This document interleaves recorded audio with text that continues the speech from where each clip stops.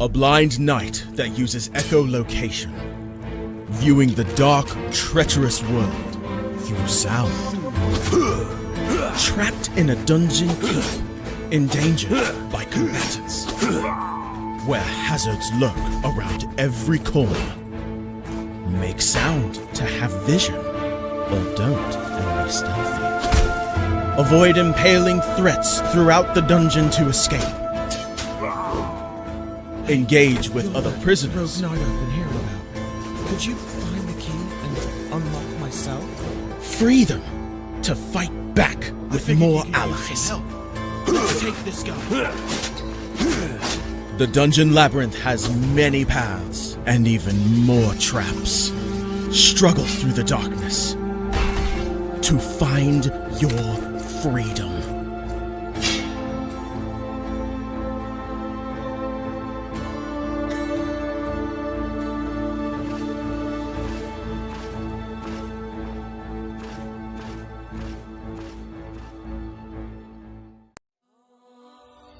When Alex became a god, he thought he would have no problems at all. Until... he landed in the Divine Dimension and was tasked with protecting the entire multiverse. Am I connected to every single Alex Ambrose that ever existed? Alex could travel across dimensions, defying the laws of time and space, to help other Alexes throughout the multiverse. But then everything changed. No! Aw! I have to go back and save them. But if Alex went back to the mortal world, he would relinquish all of his power and his memories. I don't have a choice. I must go back. When Alex returned back to Earth, he goes back to being your average business tycoon millionaire, unaware that the people he cared most about are in danger. Someone help me! Yvonne, what happened? I was attacked by a monster. Alex? What's going on? Get away from him! He is my boyfriend! Who attacked Yvonne in the forest? What will Debbie do next? Who will Alex choose between the two women? Will Alex ever remember who he was before traveling into a different multiverse? To hear what happens next and whether Alex can stop the deranged monster before he strikes again, listen to the original audio drama, Insta Millionaire Returns, only on Pocket FM. Download the app now and find out.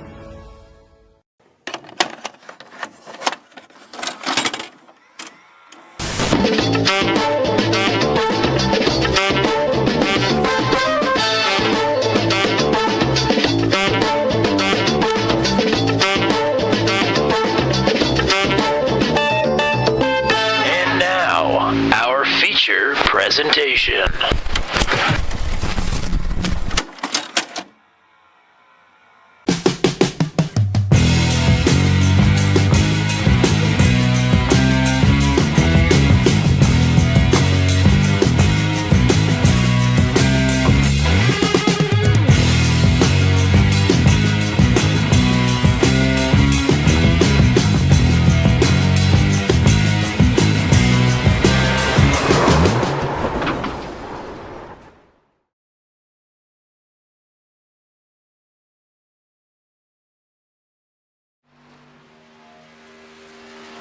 Howdy folks, welcome into Turn 200's coverage of the All-Star Race. It's Venom's Night of All-Stars for season number 9. And I am joined by not Tommy Cook today, unfortunately. Tommy is taking some well-deserved time away from broadcasting. And instead, I have a couple of other folks in here with the booth with me. I have Mr. James Watson, and Kyle Zittel is going to join us for the open race. Of course, he will be in the All-Star race here in just a little while. But Mr. James Watson, welcome back to Booth 200. Haven't ever had you here for the Venom Truck Series, I don't believe. And boy, did you get a special treat here tonight. Yeah, I'm gonna do my best to kind of fill Tommy's shoes here. Obviously, I can never be Tommy, but I'll be his less good understudy. Tommy can't cook, if you will.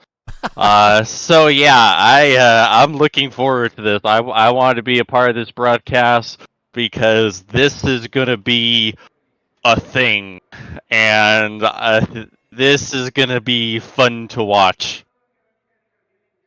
Yeah, it will. It will certainly be a thing that happens. We'll get more into the specifics of the racetrack and what we can expect here. But Mr. Kyle Zittel, go ahead and tell us a little bit about the open format that we have done for quite a few years now at this point, and how these drivers are going to qualify into the All-Star race coming up. Yeah, so we've done the Open with the All-Star race now since I think we've ever done it. So right now, currently, we have 16 drivers locked in. They are all either past champions of the Venom Truck Series.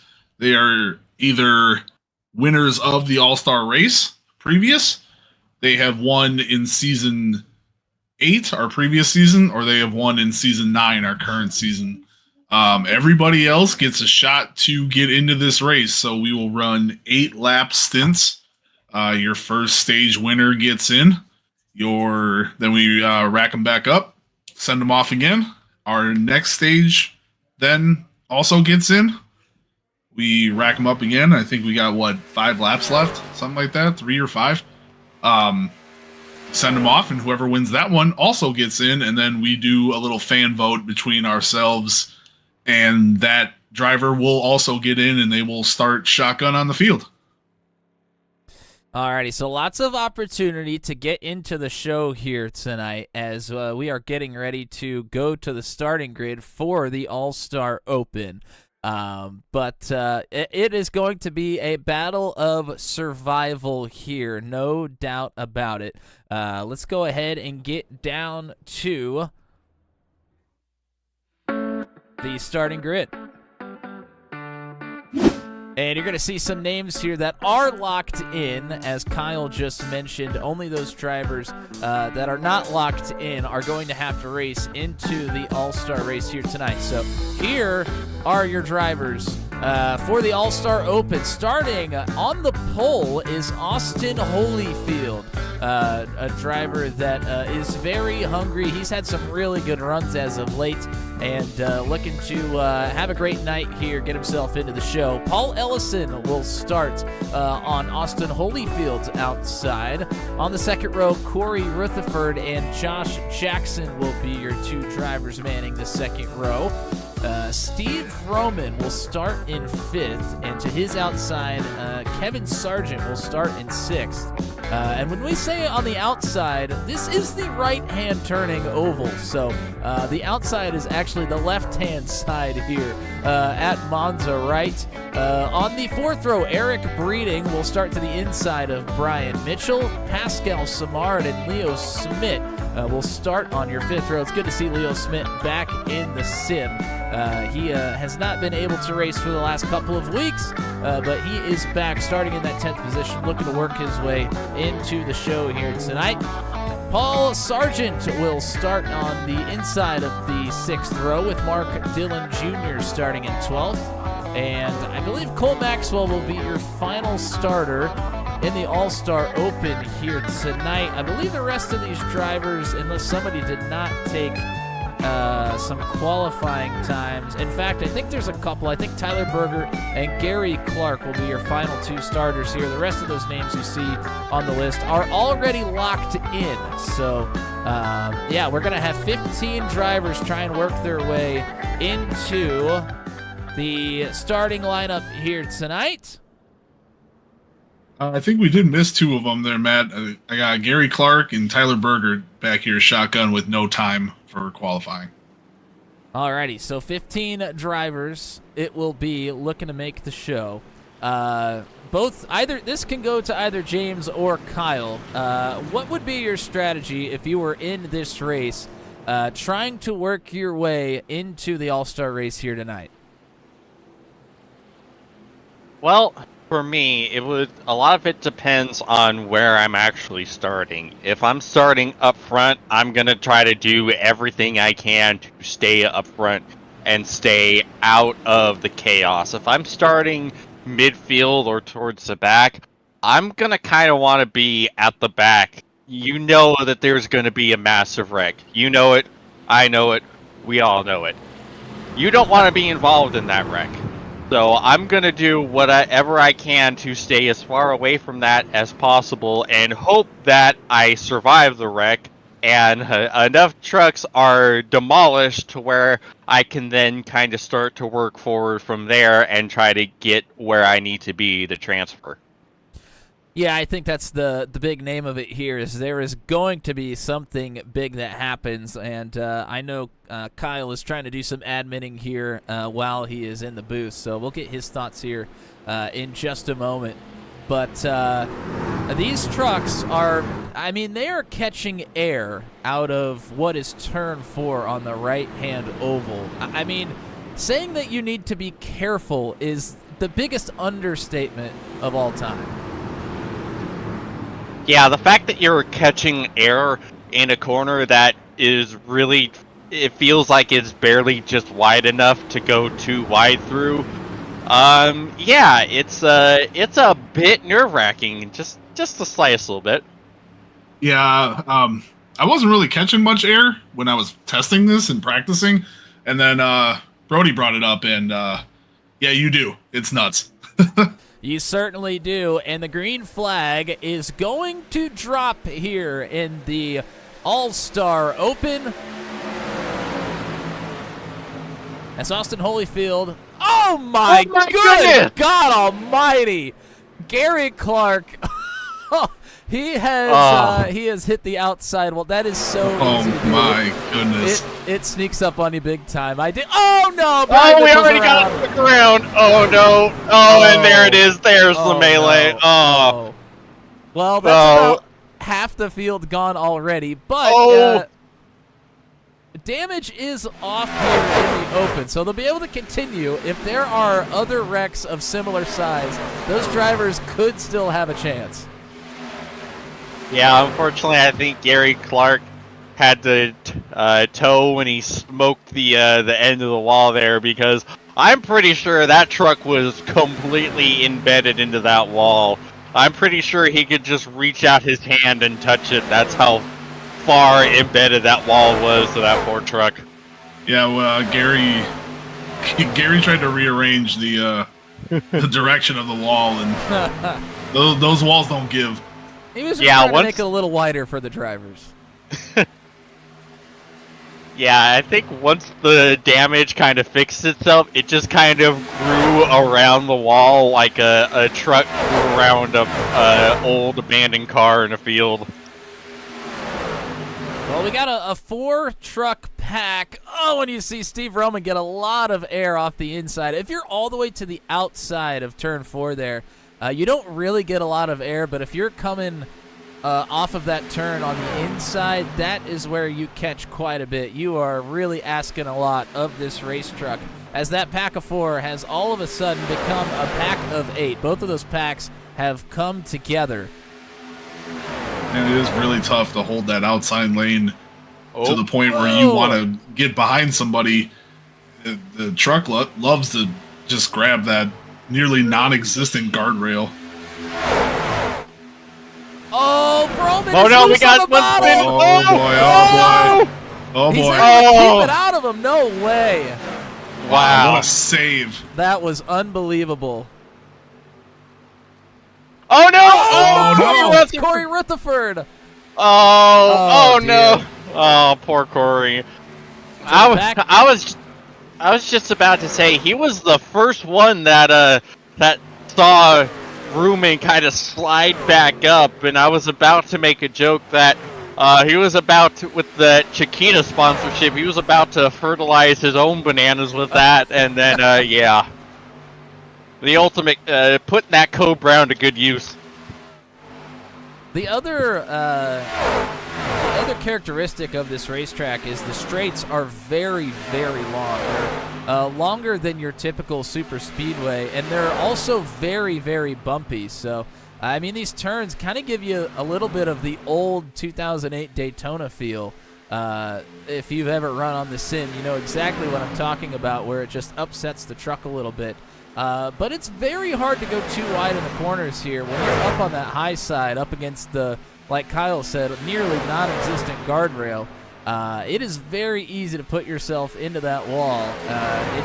It doesn't feel like you're that close to it, and all of a sudden you're sucked in. And to think, this is the one benefit of the right-hand oval, to where you're kind of putting up the left side of the truck where the skew doesn't quite seem to be as bad compared to the right. So it could be 1,000 times worse if you were running with the proper side force skew kind of where it's supposed to be. Yeah, and that makes it very difficult to run the bottom as well. As you see, Paul Ellison was down there for just a moment. When you're on the left-hand side of the truck and you're running the inside of the racetrack, but the inside of the racetrack is on your right, I mean, it's already loose with this truck, and then you put yourself on the left side. It's just so difficult. Yeah, and another difficult thing, too, is the fact that the banking, once you get underneath the yellow line, the decline, it's pretty sharp. So you see, anytime a truck kind of dips below that yellow line, it really upsets the truck, and you're all over the place, because that big difference from the banking to the apron, it's just a nightmare to deal with. Oh! Oh no! My goodness! It takes out Mark Dillon. I think Mark Dillon Jr. got mollywopped into disappearance mode there, out of the. Yes, Mark Dillon is deceased. Yeah, unfortunately, he went the way of John Pierre from Grand Prix. He just got launched over the guardrail, and yeah, moment of silence. Well, that's going to make it a 3-horse race now with, I believe, 2 laps to go before the caution flies. And now we Oh no, and he's spinning again! Oh no, Eric Breeding into pit lane. At least we'll get to re-rack him after this lap. It's a 3-horse race. Oh, and Holyfield trying to work the bottom underneath of Ellison. This is the white flag for this section of the All-Star Open. One of these 3 drivers will make the All-Star race. Which one will it be? Paul Ellison out front, Holyfield and Jackson trying to work together to overtake. And if I didn't know any better, I would tell you Josh Jackson might be in the catbird seat right here. That is very possible. Holyfield trying to get everything he's got underneath of Ellison here through turn 4.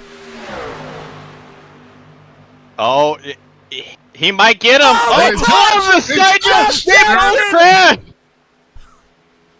Kyle Zittel calls it. Josh Jackson takes the first stage of the All-Star Open, and he has put himself into the main show.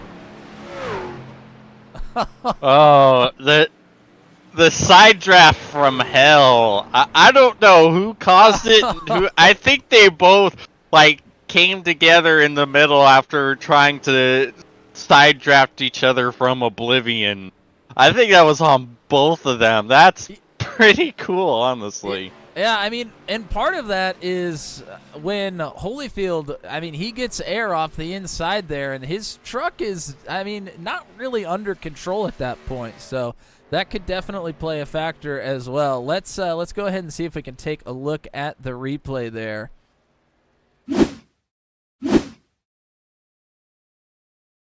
Go ahead and back it up to the backstretch here. Jackson and Holyfield were working together to try and get to Paul Ellison. Ellison was on the outside. He goes to the inside to make a small block here into turn 3. Holyfield follows him in there, and then Ellison moves to the top. Holyfield is going to go for it on the bottom. And then we'll slow it down as they come out of turn 4 here. And you see the front tires for Holyfield off of the racing surface. Yeah, I mean, I think they... Ellison kind of moves down, Holyfield kind of moves up, and...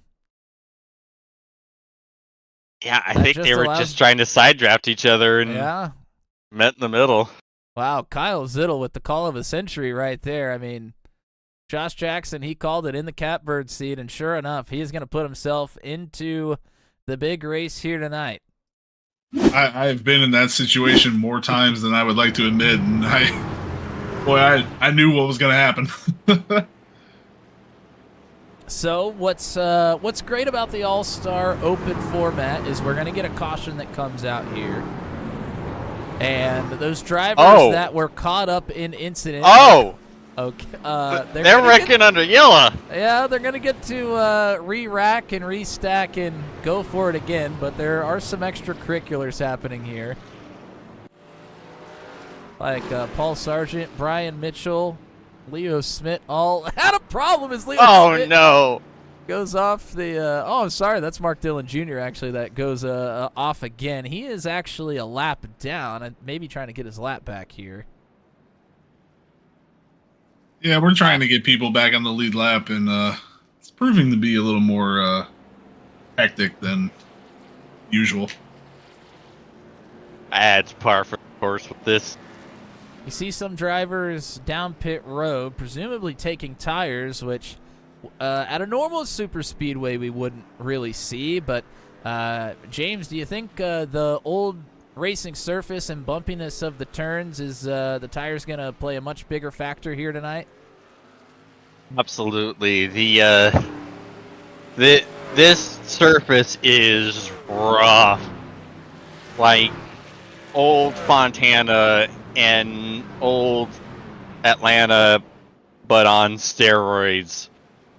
So I think maybe not necessarily where you're really kind of worried about a whole lot of wear, but to a point to where, you know, taking tires might prove to be a little bit of an advantage. Especially since a good chunk of these guys have already taken 1 to 2 spins as it is.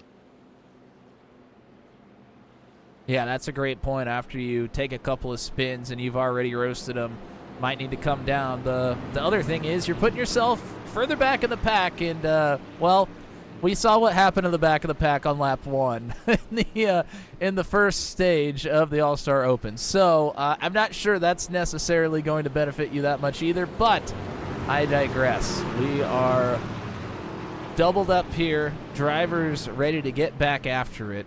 And I think for this one, we are going to go on board with one of our drivers.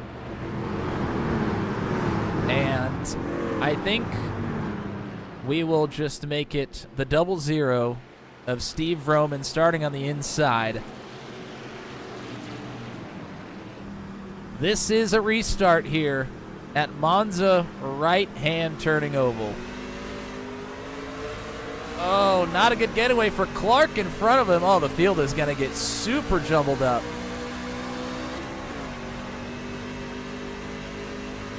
Wow, when you saw him get really close. We got another meeting with the wall. Oh, no. Turn 1 back here. Mark Dillon having a rough go. Yeah, and Steve Roman, we were on board with Steve, and he almost did the same thing. I mean, that wall really sneaks up on you, especially on the start. The field gets through turn 1 much better. Can we get through turns 3 and 4 a little better this time?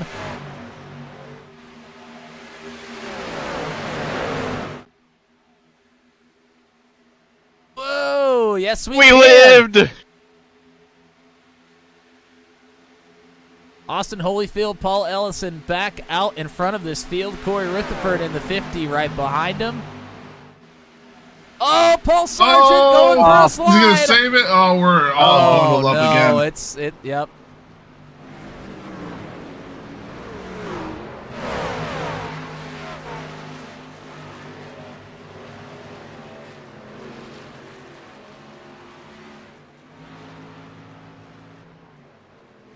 Oh, look at this. Rutherford is going to try the bottom. It gets super loose and dicey down there.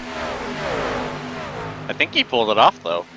Did he? I mean, he almost treated that like a dirt track. He was just running it through the middle of the slick, trying to get the grip on the top side. Yeah, he just threw a slider. Right behind him, Tyler Berger, Eric Breeding, Cole Maxwell all together. Not really working together down the front stretch. They might need to get together here on the backstretch to make a run at the lead pack. So a little word from race control. As you boys probably see, we got a couple guys that are multiple laps down. Actually, it's mostly just Gary who is multiple laps down. We're not going to try to give them all their laps back at this point. We are going to run. If you're first to the line, you win. I love it.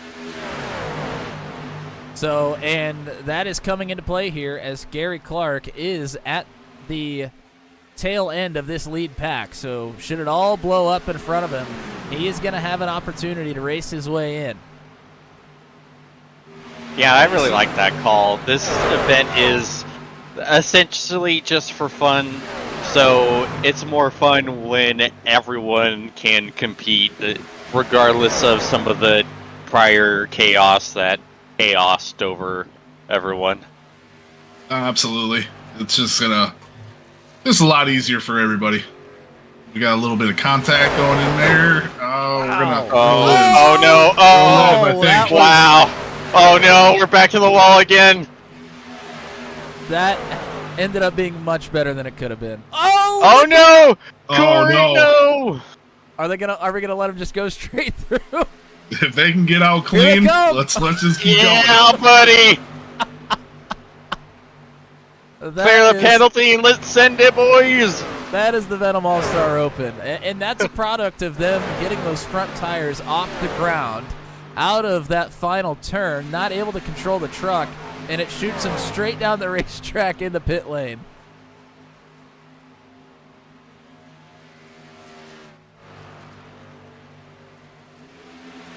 Oh, look at that. We got another Burger dirt track Oh, move, maybe. sideways. Maybe. Oh, he saved it! What Able a to save it, but save! loses a ton of momentum. Look at Rutherford and Cole Maxwell just going to blow by. But man, he could have lost his life on that one, but he survived. What a save. A lot of chatter in the chat right now for Austin Holyfield, who has been out front for, I believe, this entire stint of the All-Star Open. He was close on the last one. He's setting himself for a good opportunity here. Gary Clark looking to the bottom. Eric Breeding there to help for a moment. Clark all the way to the grass. Oh no. Oh, we got another one on the apron again. Oh, and it's another save of the century. Oh no. No, he lost it that one. He's not dead, but boy, man, what a move. Yeah, and that was a great run from Gary. He didn't have the great start, but he was able to work he worked his way up to third there before entering on the bottom. It was a good run, but he's going to have another opportunity after this stage. Holyfield still out front, Ellison in second, Corey Rutherford back to third. Yeah, he was taking a scenic drive down pit road 2 laps ago, and here he is back in contention. Him and Cole Maxwell both. Cole's sitting there in fifth with Eric Breeding in fourth. That's your top 5. They're all nose to tail. You got another one coming up behind them, I believe, is Tyler Berger, and it is. He is going to catch the field. Yeah, he's gonna hook onto the back here and have a good shot. This is the white flag lap, ladies and gentlemen. White flag in the air. Oh, Stage buddy. number 2.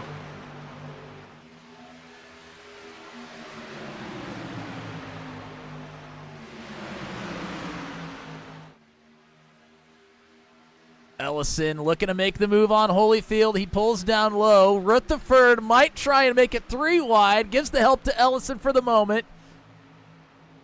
Oh, we got a big one. Oh, he turned him! my Oh my god! Oh no! Ellison out in front of Holyfield. This is exactly how the last one went into turn 4. How will this one turn? Oh no! Oh! They both wreck again! Unbelievable! Down goes Holyfield! Corey And it's Rutherford! Rutherford! Oh, that was bananas. B-A-N-A-N-A-S. The Chiquita Banana has made it into the All-Star race.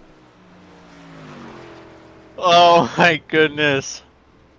Well, and once again, Ellison and Holyfield have a chance to get the transfer, and playing a little too much grab ass, just take both of themselves out, and third place just waltzes right through.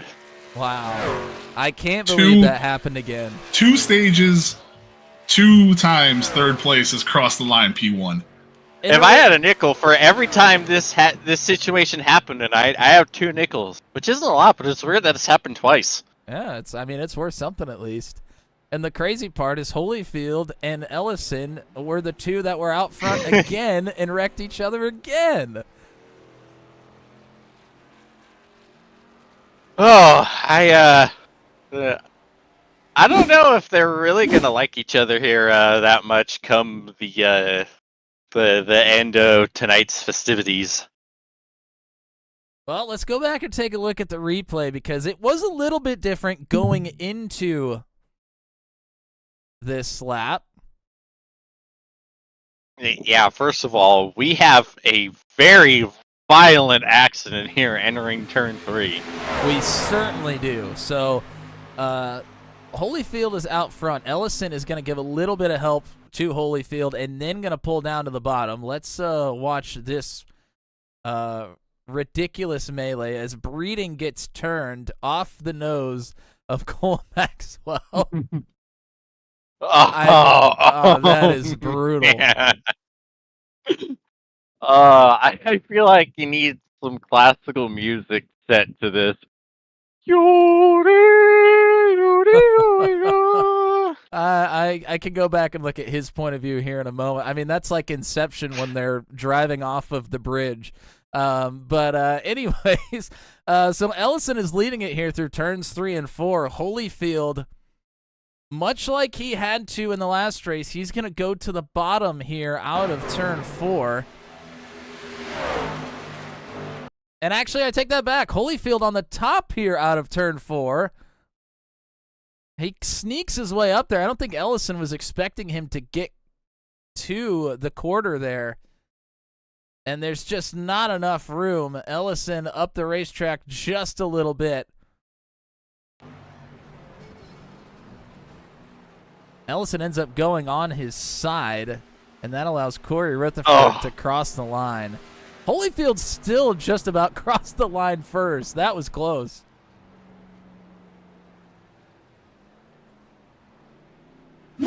My goodness. That was... Wow. That Man, was certainly something. This is everything I could have ever hoped for. This is exactly what we wanted to see. The Open has not disappointed at all. No, not in the slightest. The Turn 200 top 10 for the year 2025 is gonna be 95% clips from this race. There's been so many crazy things that have happened on the channel this year. We're going to have to do like a top 50 rather than a top 10.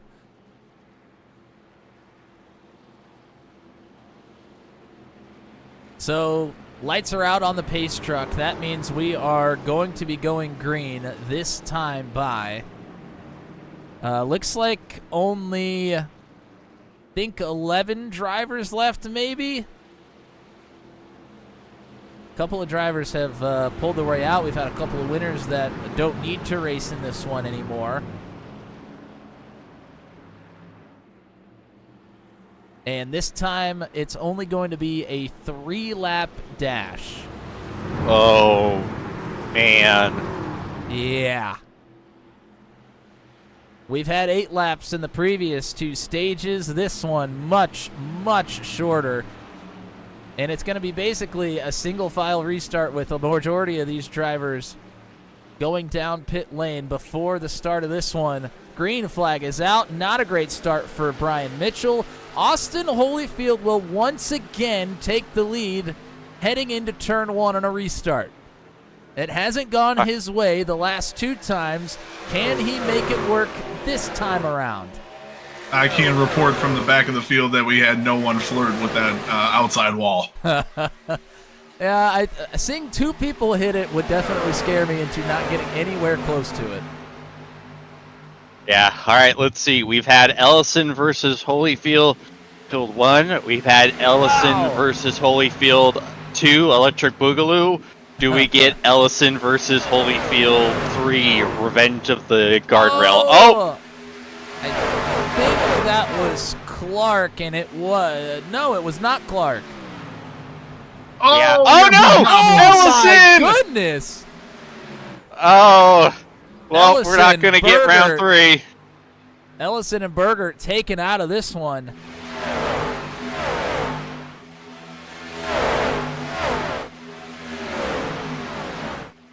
Seven drivers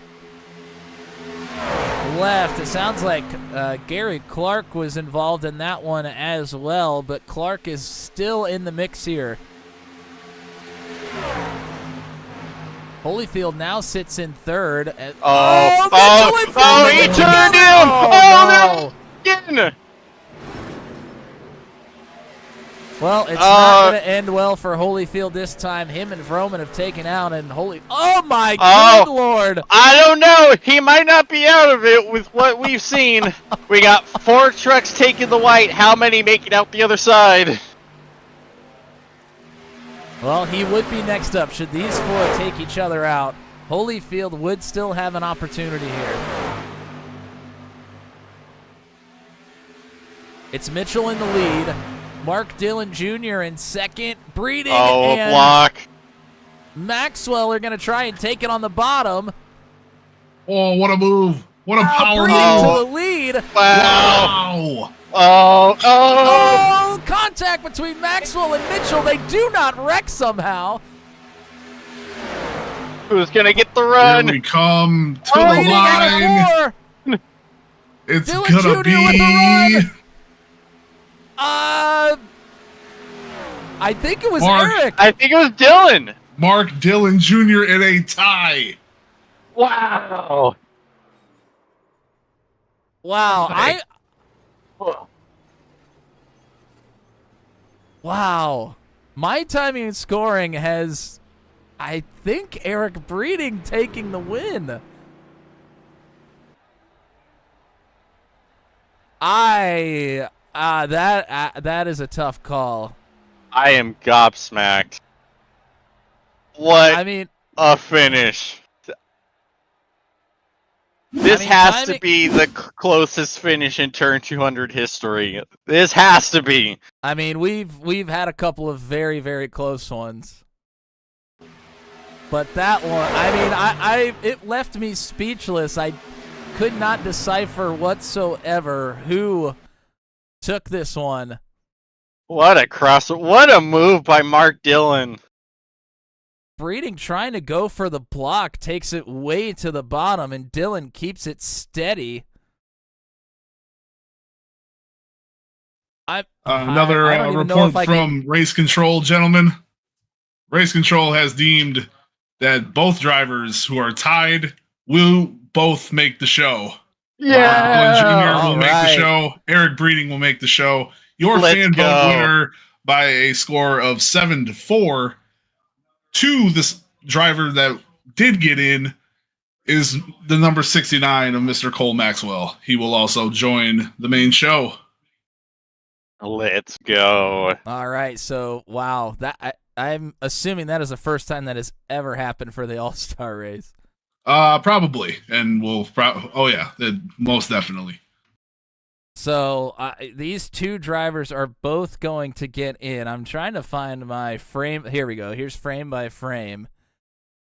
And this is another situation. We actually had this exact same thing happen with our very own Kyle Zittel in the Daytona Charity Shootout, where we could not decipher who won the race based on the frame by frame because the frame jumps the trucks over the start-finish line. You see Breeding with maybe a little bit more of a nose out front at this point, but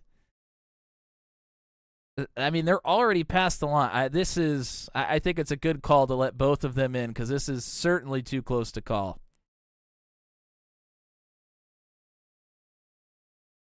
That is unbelievable stuff. Alrighty, so we are going to jump sessions now. We'll take a small break, but Mark Dillon Jr., Eric Breeding get in here in the final stage into the All-Star race. Josh Jackson won your first stage. He is into the All-Star race as well. And Corey Rutherford, the benefactor, the second time around of the Holyfield Ellison Melee. Those 4 drivers have made the All-Star race based on performance here tonight, and Cole Maxwell on the fan vote is the last driver to get in to the All-Star race, which is coming up here in just a few moments. Nobody go away. We will be back here in just a minute, loaded into the correct session, and we will have ourselves an all-star race to watch. If you enjoyed this so far, you certainly do not want to go anywhere. We will be right back. All right. Blame it all on my roots. I showed up in boots. Ruined your black tie face. Last one to know. Last one to show. I was the last one. You thought you'd see there. Yeah, this video isn't making it to YouTube. Struck 200. And I saw the surprise and the fear in his eyes. What I took is glass of champagne. I toasted you. Said, honey, we may be through. But you'll never hear me complain. All together now. Places where the whiskey drowns. Can we make an album? I'm in. Way. And I'll be okay. I think I just big on So, yeah, I drank that lap. Think I'll slip on to the oasis. Might should just key up and let's just all sing this. We will gain a lot of positions that way. Well, I'll tell you what, I lost about half a second that lap. That's what I'm saying. I picked up 2/10 on that lap. I almost called the leader.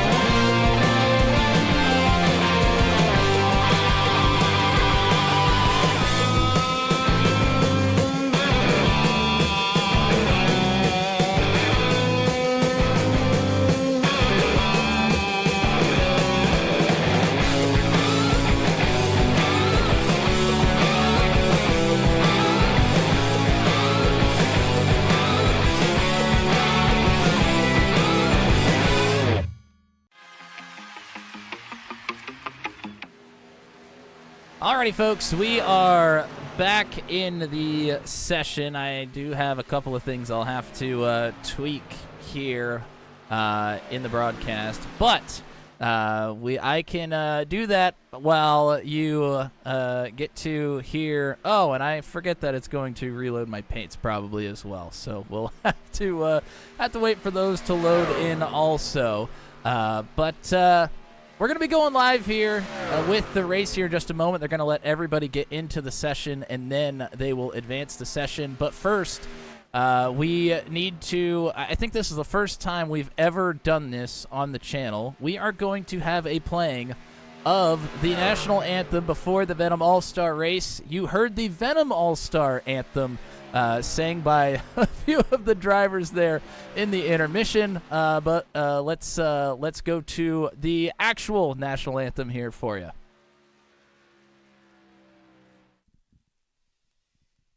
Oh, say, can you see by the dawn's early light what so proudly we hailed at the twilight's last gleaming, whose broad stripes and bright stars through the perilous fight o'er the ramparts we watched were so gallantly streaming, and the rockets' red glare, the bombs bursting in air, gave proof through the night that our flag was still there. Oh, say does that star-spangled banner yet wave?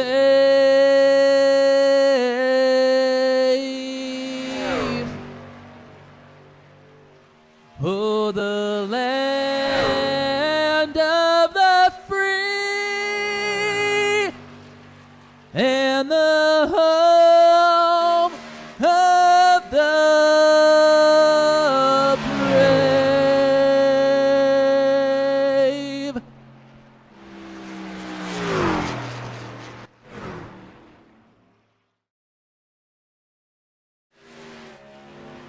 Alrighty, folks, that was the singing of your national anthem. That one goes out to Mr. John K., who has been basically daring me to do that. So I told him it was a possibility only for the All-Star race, and, well, there you have it. So shout out to John K. and everybody else out there. Thanks. I see a couple of nice things in the chat. Very much appreciate that. But it's time to get down to business, James Watson. It is time to get to the All-Star race. Now, things have changed a little bit from the Open to the main race of the night. In the Open, there was no damage. Damage was off. Here in the main race, damage is on with only one fast repair. How in the world do you attack this one? Yeah, I feel like we're probably not going to see nearly as chaotic of a race as we saw in the Open because of that. So it might not be, we might not be screaming at the top of our lungs with what we're seeing. With that said, however, it's still going to be chaotic because we're on the flippin' right-hand Monza Oval, for crying out loud. The entire existence of this track is chaos.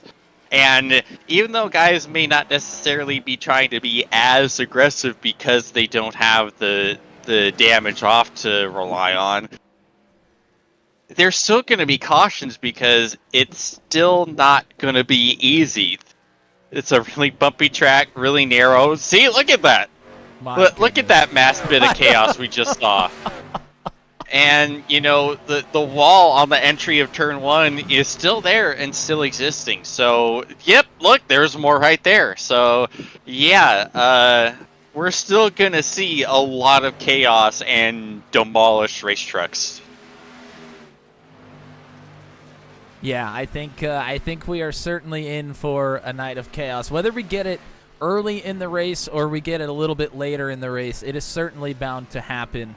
No matter what, at some point here in the main race of the night. So, yeah, I think hopefully the drivers will be a little bit cautious going into the first few laps. This is a very oddly shaped and not a premier track surface to be going side by side early on.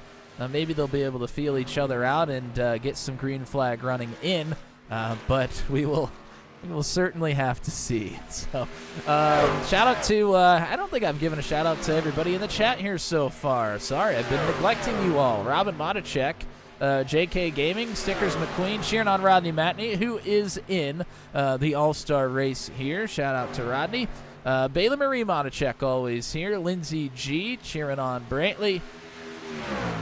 Greg Johnson was here. Good to see Greg in the chat as well. Ty Coleman, hey, James Greg. Coleman, cheering on Austin Holyfield. Unfortunately, Austin did not make the show. Zach Lockett, Josh Matichek, Tyler Bergert, Corey Rutherford, and I believe that was it that was here earlier on. So thank you guys for tuning in. I think most of you are probably still with us here as the big festivities are just about to get underway. The other thing that is different about this is we have the drivers that are here for the long game. In the open, you had to make moves very, very quickly. I think we're going to see some more methodical type of moves being made here. Also, some drivers that might try and work together a little bit more than we saw in the open. In the open, it's every man for themselves. With a longer race format, you got some teammates that could get together and wreak some havoc all over Monza right turning here as well. So lots of different scenarios that we are getting ready to play out. And yeah, trying to stall as much as possible. I thought we were going to probably be to the starting grid already at this point, but maybe we'll just go ahead and run the timeout. Yeah, and another thing too is, because of the longer format, no damage, you're still going to see a good amount of self-preservation. I think just naturally we'll see guys not really aiming to make those big, crazy moves because of the fact that you have to worry about your own mortality here way more than you did in the open. So I feel like we won't see a whole lot of dumpster fiery stuff happen until 5 or 10 to go. Traditional kind of super speedway beats for the most part. Yeah, I'm kind of thinking the same. The only thing that I would argue to the points that we've both made now at this point is track position is pretty important here. It's very difficult to make the bottom work, especially when you start to wear out the tires a little bit later on in a run. So I can see some drivers being a little antsy to get to the front of the field. Yeah, but you also, the big one is going to happen. You need to be worried about it. And so maybe hanging in the back might not be the worst thing to do because you might be able to miss it. I had in another league I raced in, I had an actual points-paying race here at the left-turning Monza Oval. I took the white flag in 23rd. I took the checkered in P5. So, track position may be a lot easier to gain than you think. Alrighty, it seems like we are getting ready to go. There is a 1-minute warm-up period here. I was going to try and show some of the drivers, and in fact, we have skipped the warm-up as well. We'll get some cameras in here on the pace lap before we get going. But it is finally time. The grid has been set by the the unforgettable, I guess you could say, All-Star Open race. And we are ready to see the green flag for the Season 9 Venom's Night of All-Stars All-Star race at Monza right-turning oval. And this is how the night is going to kick off. Luke Peterson has taken his pole.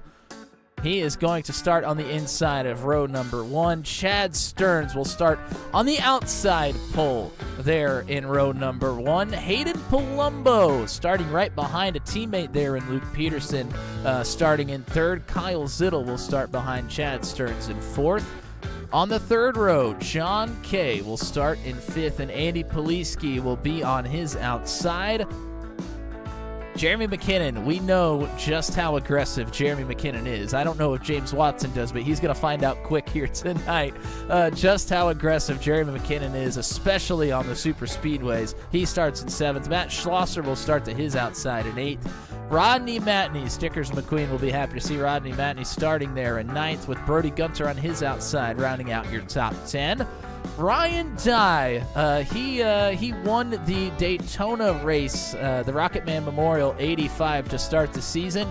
Can he take another super speedway win? He'll start in 11th. Jan Van Leer will start in 12th. And his teammates in Insert Coin Racing, ICR always a force to be reckoned with on super speedways. Brantley will start in 13th. Josh Fried will start in 14th. Zach Clark will start in 15th. Another couple of teammates starting together there. Josh Monachek will start in 16th. Josh Jackson in 17th. Corey Rutherford in 18th. Of course, getting to your All-Star Open entrance here now with Mark Dillon Jr. and Eric Breeding rounding out your top 20. And Cole Maxwell will start in 21st. The benefactor of the final driver not to make it into the All-Star race that was voted in by a fan vote or driver vote. So Cole Maxwell will start shotgun on the field here tonight. Well, James, we've teed it up enough, I think, at this point, and it's time to get down to business. We can talk and talk all we want, but we are going to find out just what happens when they actually take the racetrack here. Yes, sir. Hold on to your butt cheeks, everybody. Car inside cameras for us here tonight. We saw Josh Monachek before we went to the grid. Luke Peterson also running a camera for us here tonight. And it is time. The pace truck is off.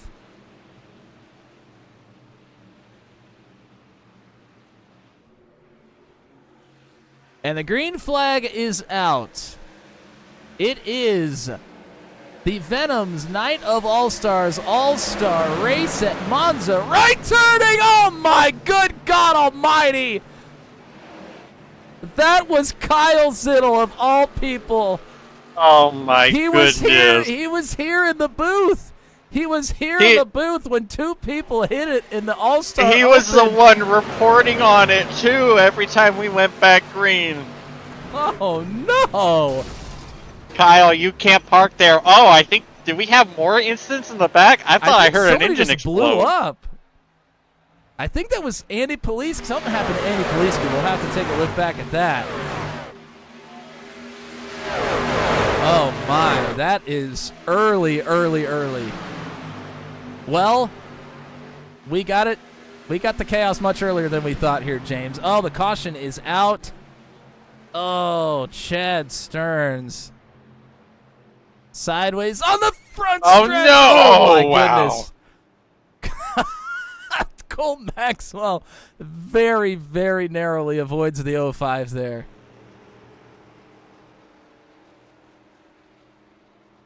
Ay, Dios mío.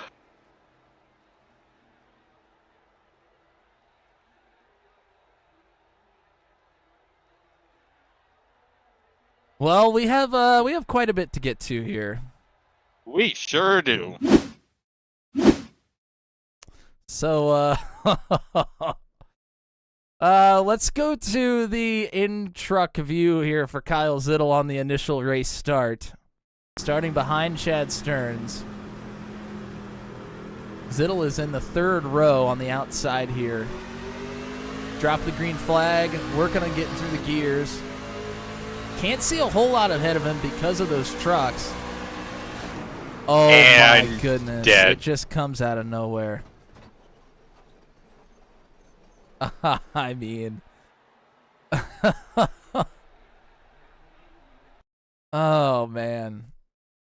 And I just heard somebody over the radio say that he should have left his truck there so the drivers had an idea of where that wall jutted out. That is not such a bad idea. Here is a view from outside of the truck. I mean, it's way too late for him to... I mean, he hits it square. I mean,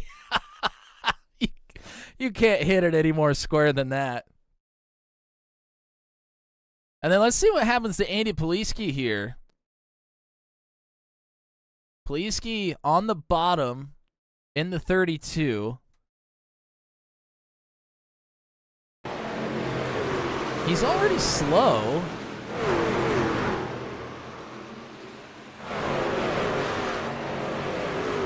Does he just money shift here?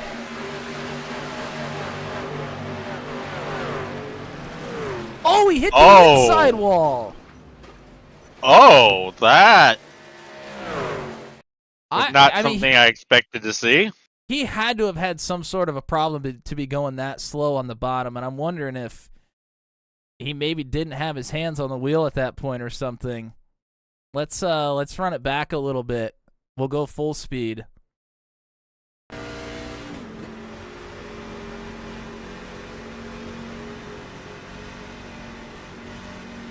I mean, he's running super, super slow. He's Just turning got- left. Yeah, He's just got turning left, and the grass truck is and it- going right.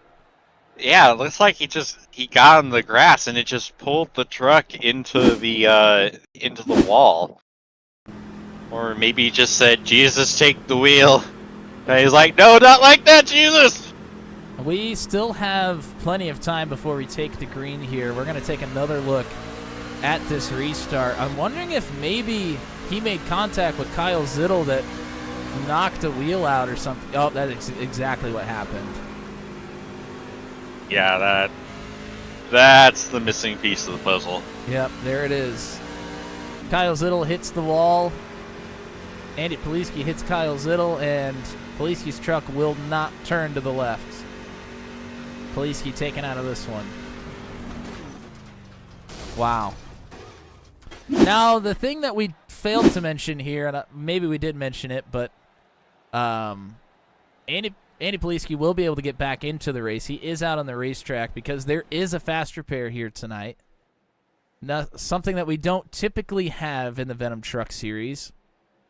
So, although damage is on, there is a fast repair to work with. The only problem is a couple of these drivers have had to use it early. That is Chad Stearns, that's Andy Poliski, and that's Kyle Zittel. Chad's trying to get his lap back here. Kyle Zittel just hit somebody. Kyle Zittel trying to get his lap back, and somebody moved to the bottom of the racetrack. Man, Kyle, I don't know how much damage he's going to have out of this, but he could really be done now. Yeah. See a couple of drivers down. Oh, I mean, they're down really low. That's Jan Van Leer in the 5 and Cole Maxwell. Oh, Kyle makes big contact with Cole, makes a little bit of contact with Jan.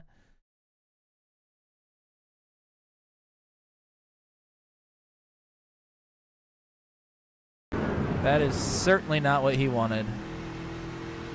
No.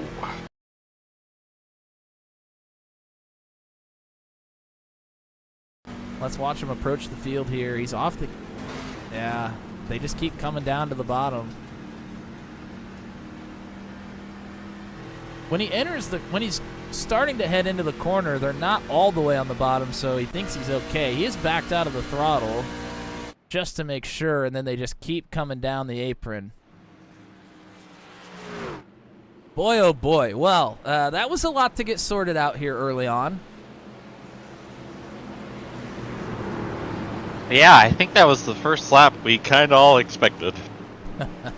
Well, let's see if we can settle in. Restart is coming to us. Luke Peterson is going to lead us to the green. Hayden Palumbo in second. John Kay, Jeremy McKinnon, Rodney Matney, Zach Lockett, Josh Jackson, Corey Rutherford, Jan Van Leer, and Brantley Gainey round out your top 10. A restart coming to lap 5.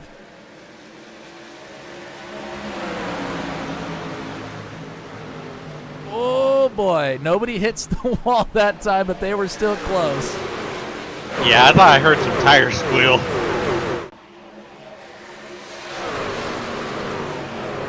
And we're finally going to get the ticker on top of the graphics here in the All-Star race. Only 5 laps in. We're single filed out for now. I think that's a good strategy for these drivers at this point. Try and settle in just a bit.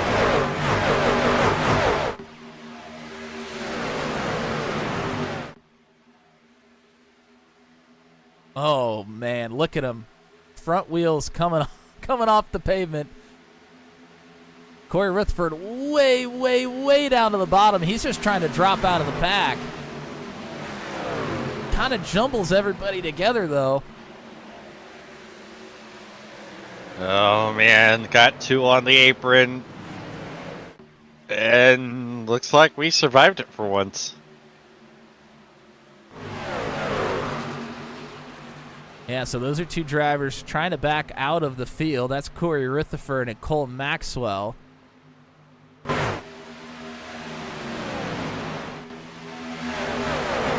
Meanwhile, front of the field, led by Hayden Palumbo, is single file for the moment, but here comes Jeremy McKinnon. And whoa, who was that? Josh Jackson, all the way no! Oh, we're wrecking. Schlosser and Jackson to the left-hand side of the racetrack, and they're in a part of the racetrack where on the oval you don't have a camera available. So they're going to have to tow to the pits. Oh, man. Yeah, that wreck was so big, we ended up on the road course. Well, here on Turn 200, we're used to the drivers taking that route. Unfortunately, that is not the way they were supposed to go here tonight. Yeah, that's not how you draw it up. Well, we saw Josh Jackson go way down to the inside, and I only have to assume that is where this one starts. And in fact, let's back it up just a little bit more so we can see Jackson go over the big bump here.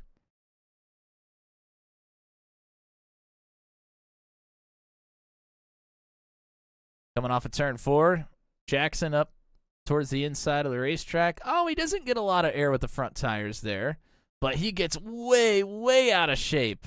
The rear end of the truck was kicked way out to the left. He makes the save. Oh, he gets hit down to the inside. That was Brantley Gainey, and I don't know if there was help with that one. Oh, man. Jackson trying to rejoin the race. The racing surface, I should say. Punts Matt Schlosser right into the outside wall.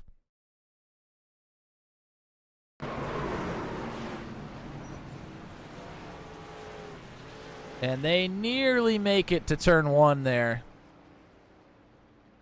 on the road course. We'll take another look at this replay here. See if we can get a better angle of how Jackson gets shoved to the inside. Looks like Matichek in the 60. Looking to maybe give a little bit of help to Gainey. And looks like Gainey just moves down. He's not really loose, it doesn't appear. Just moves down and tags the 7. And Matt Schlosser, unfortunately, did not see that one coming. That's unfortunate. Matt was just the pure innocent bystander there. Yeah, let's take another look. We'll back it up and we'll go full speed with Matt Schlosser. Everybody running single file, pretty tame at this moment in the race. And then it's all going to break loose.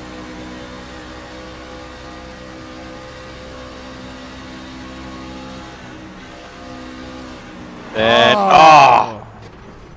man, and he even heard Schlosser get out of the throttle. He couldn't figure out if he needed to get out of it or stay in it. I mean, if he would have stayed in it, I still think he would have gotten hit, but I don't know if it would have been quite as bad. That's just one of those deals that, I mean, you're just sitting there with nothing you can really do. Just wrong place, wrong time. The epitome of super speedway racing. Oh, no, and it looks like he may have had his fast repair turned off. He's in the pits, and it does not appear that the fast repair is on. And I don't think he's used it already. There's something very fitting with this situation and it being a Ferrari paint. The full Ferrari experience. Yeah, that's the Ferrari scaries right there. Pain. Well, looks like we're gonna do another lap around. Boy, these are long pace laps here, James Watson. Yes, sir. Not necessarily the worst thing in the world. It allows us to rest up a little bit from the Lord knows the Open was a lot of excitement, so it's a good opportunity for us to kind of chill out and recover some energy that we're absolutely gonna need for the end of this race. Yeah, I don't think you would want to show the doctor my heart rate monitor for tonight because it would be all over the board.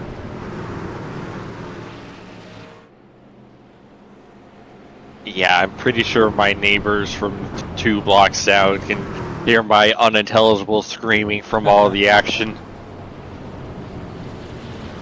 Well, let's go through the field here one more time, and we'll check in on Matt Schlosser again. And I still don't think he has been able to continue. Josh Jackson has gotten back out on the racetrack.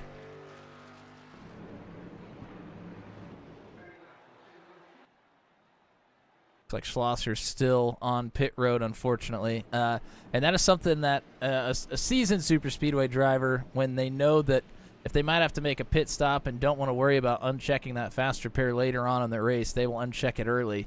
And it looks like it may have bit Schlosser this time. But Hayden Palumbo is going to lead us to the green flag. Jeremy McKinnon will start in second. McKinnon, very, very aggressive, as we've mentioned, and anybody that is a fan of the Venom Truck Series knows he does everything in his power to get to the front of the field as quickly as possible. He's found his way to the front row. John Kay will start in third. Luke Peterson will start on the second row. Rodney Matney, Zach Lockett, Josh Freed, Brantley Gainey, Brody Gunter, and Kyle Zittel will be in your top 10. Kyle Zittel's worked his way into the top 10 here after needing to take a fast repair early. Josh Monacek, Katie Poliski, Ryan Dye, Eric Breeding, Jan Van Leer, Mark Dillon Jr., Chad Stearns, Corey Rutherford, Cole Maxwell, and then Josh Jackson will be one lap down. And the green flag is out for another restart. Oh, boy, these drivers. Oh, they are beating and banging in the front. Oh, we got some looking to make it 3 wide. Oh, boy, I thought things were going to calm down. They certainly have not. And they said, psych!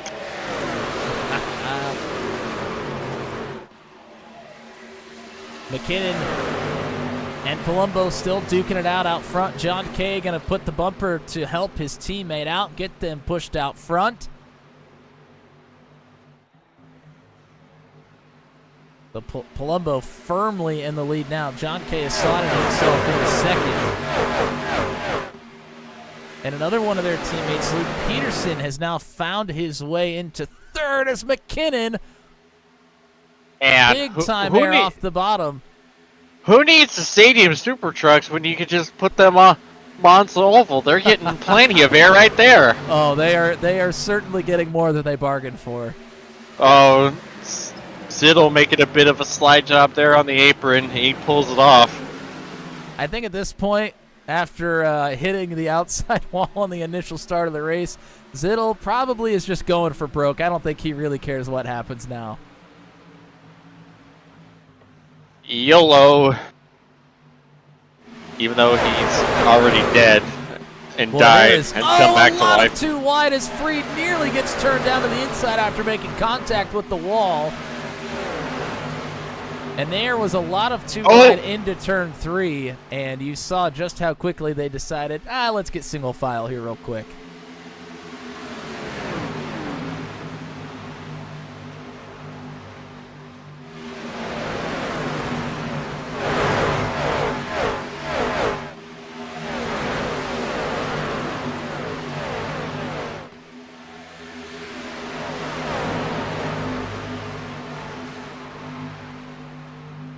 Kind of calmed down, but the intensity level has definitely ratcheted up since the previous run. There's still a lot more moves being made here. Yeah, Matichek tried to get to the inside of Gainey. He did on entry, but was not able to maintain his speed through turn 3, so he's going to slot back in line into 7th.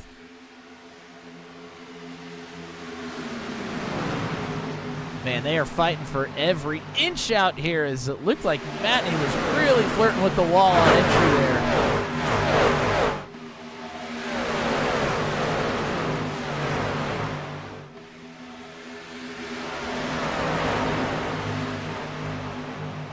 It's just really tough as a driver because you're able to produce these massive runs down the straightaways, but then you get to the corner and it's like, well, what the hell do I do with this run now?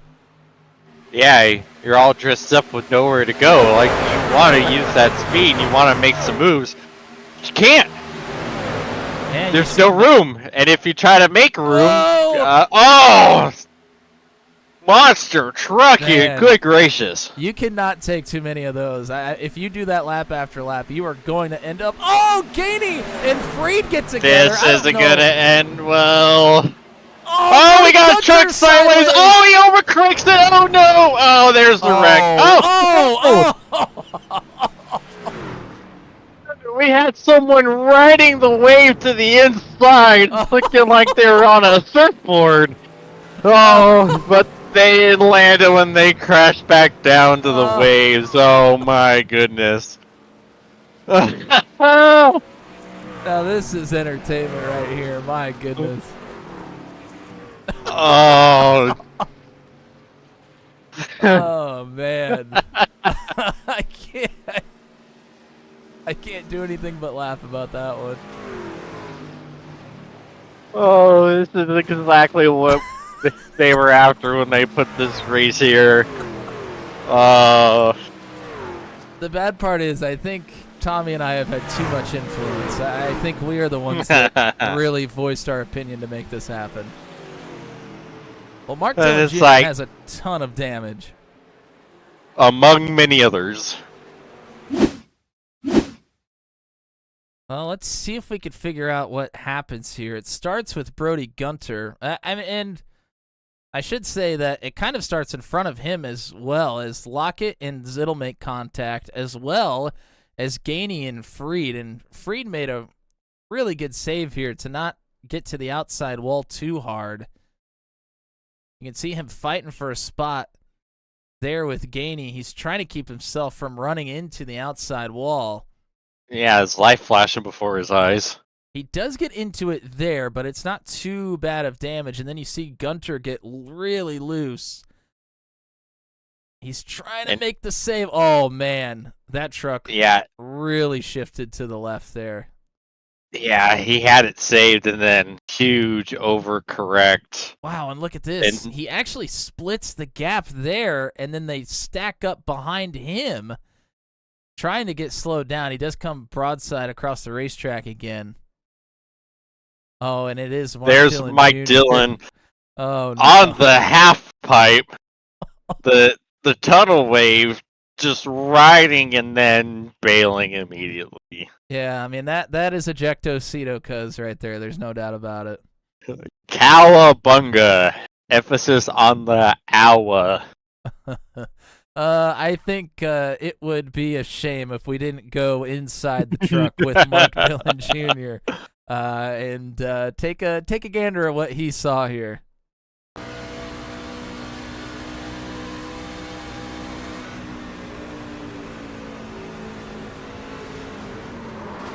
Oh,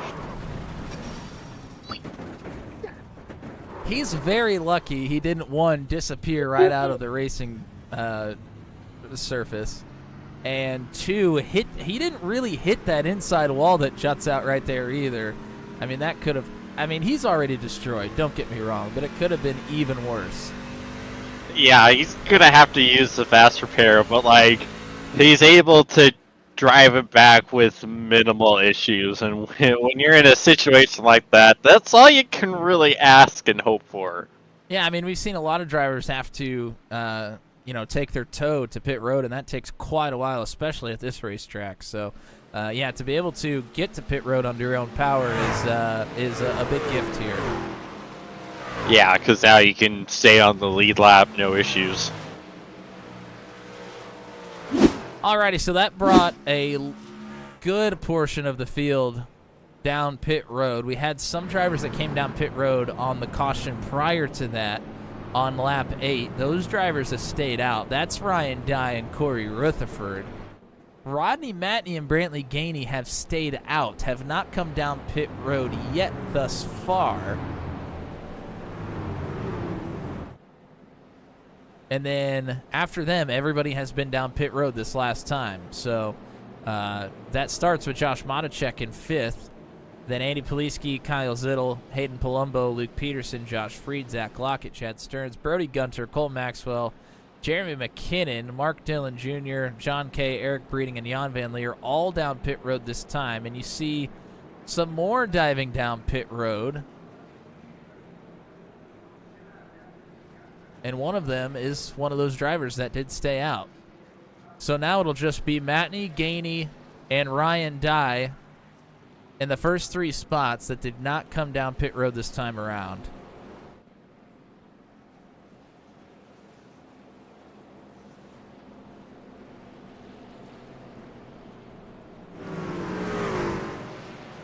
And I would tell you what the fuel number is, but at this point, I don't think it really matters. Yeah, I mean, how many laps left do we have till the finish? I mean, I don't think they can make it from here, but if we go another 7 or 8 laps, I think we'll be good to make it after that. But some of these drivers might be thinking if we get a bunch of caution laps and we just came down pit road, maybe we will be able to stretch it. Yeah, that'd be my thought process too. Or at the very least, try to come down, slash and go where you can, and so that way when you do have the big pit stop, the main pit stop, you can take less fuel, have a quicker stop, and try to gain some mad track position that way. I would imagine we can go maybe 25 laps under green. I think that might be stretching it a bit, but I think you could get close. So, yeah, I mean, they would have to have a lot of caution laps to be able to get to that marker. But, I mean, from what we've seen thus far, this is the 3rd caution of the night.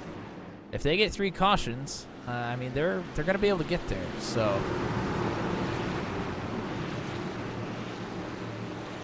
but they have to survive first, and we're going to find out who's able to survive this next stint in the race. We'll be going green on lap 19.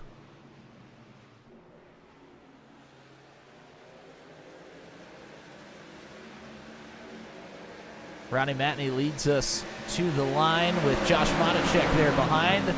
Brantley Gainey there on the bottom in the 22. Whoa. Wow. Already Zittel, some wiggling. Yeah, way up the racetrack there, but Zittel has found his way into the top 5 after having to take a fast repair early. Whoa, wow. That was Luke Peterson that was seemingly bent really out of shape there out of 2, but was able to corral it. Gainey and Monacek side by side into turn 3, as well as Ryan Dye and Kyle Zittel. Dye able to make it stick there on the bottom. Have not seen that much yet here. Just hoping for his sake we don't see a Tuesday version of the Ryan Dye hood cam. Running joke for any of those that tune into the Friday night broadcast here on Turn 200 of Special Stage Off-Road. Of course, you're Small very plug. James Watson, a part of that. I've been a part of it, but not on the broadcast. I've entered a few races. It's been a good time. Oh, Monacek trying to block Luke Peterson, and that almost got really, really bad.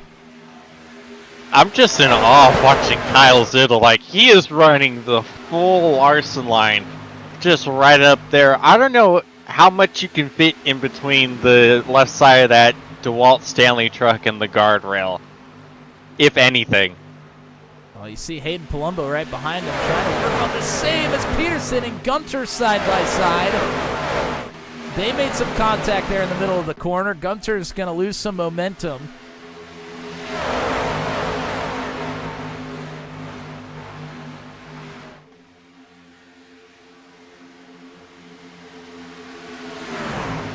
Boy, and we are nearly side by side for the lead into turn 1. Gainey is going to take it. Oh no, Kyle Zittel down on the grass.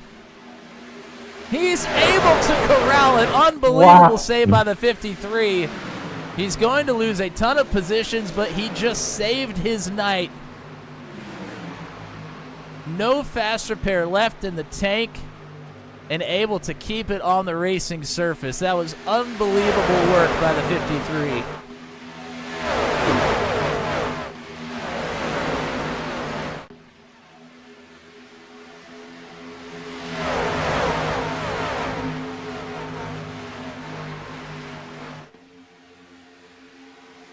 Wow, and just as quickly as Brantley Gainey got to the lead, he has now lost it back to 4th. As Rodney Matney and Josh Monacek have taken spots 1 and 2. Gainey able to fight back a little bit. He's fought himself, oh boy, into that 3rd spot.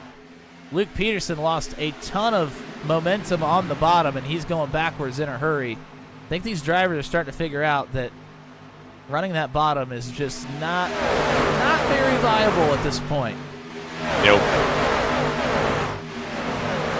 Even if you do make it somewhat stick, you just lose so much momentum.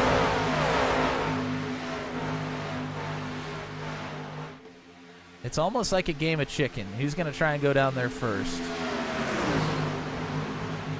Josh Monacek says, I will. But one wrong move and it all goes. Kablooey, it certainly could go. Man, Brody Gunter has worked his way up to the front in a hurry. Haven't talked about the 01 much here tonight, and just as we do, a little blink there in front of Palumbo. That'll make the 54 a little bit uneasy.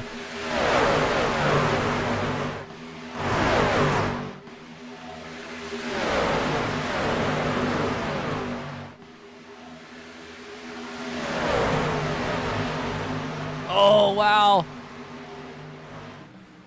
Gunter trying to get himself a look at the lead.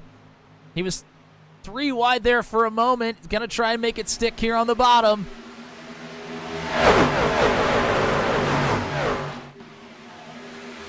Side by side with Matney out of turn 4. Oh, my goodness. No.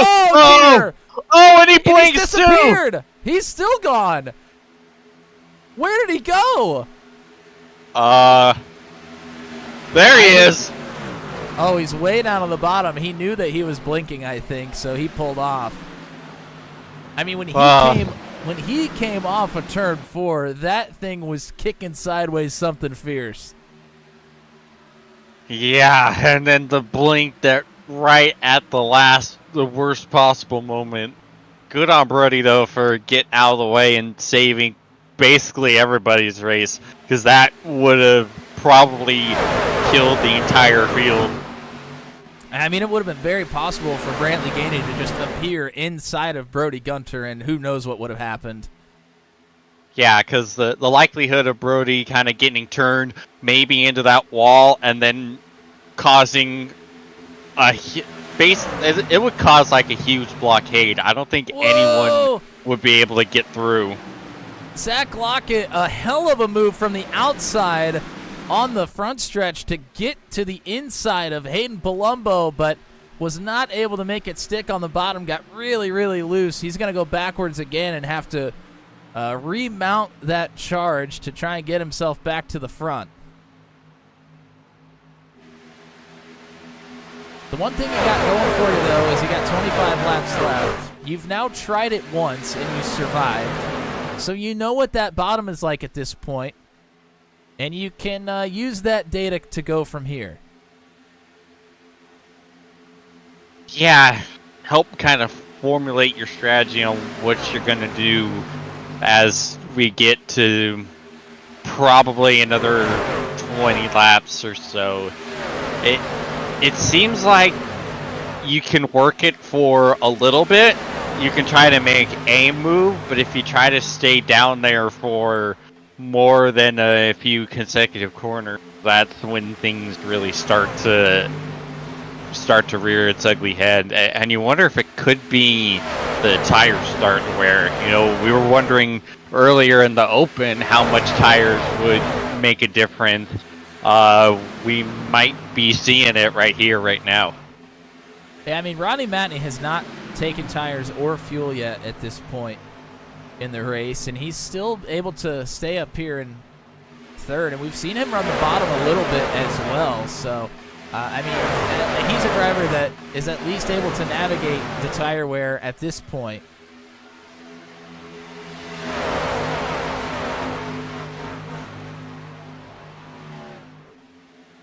You see Monachek way down to the bottom of the racetrack, maybe looking for a big slider into turn 3. Not going to be able to slide up in front of Palumbo, however. Oh, and maybe he will. I think it's clear.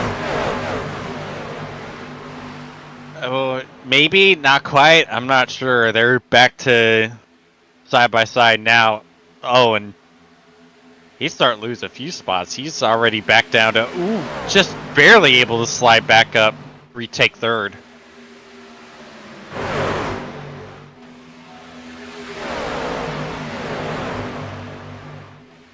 By the way, it's the top it's the top 13 in this pack. There's a pack of 4 behind them, 14th through 17th, that are kind of riding together. Just trying to stay out of all the calamity that they know is coming at some point.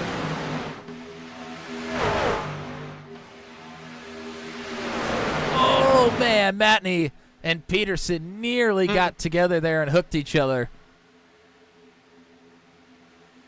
Wow, look at Freed all the way up and then all the way down the racetrack. Matney is way down on entry. We're 3 wide. Oh, Matney gets tagged from behind. Able to make the save, but he is going to lose a bunch of spots. As Gunter is going to take it 3 wide on the bottom. Matney put in the middle. Brantley Gainey, Jan Van Leer able to get through. A couple of teammates there getting together, ready to make their mark on this race. Oh!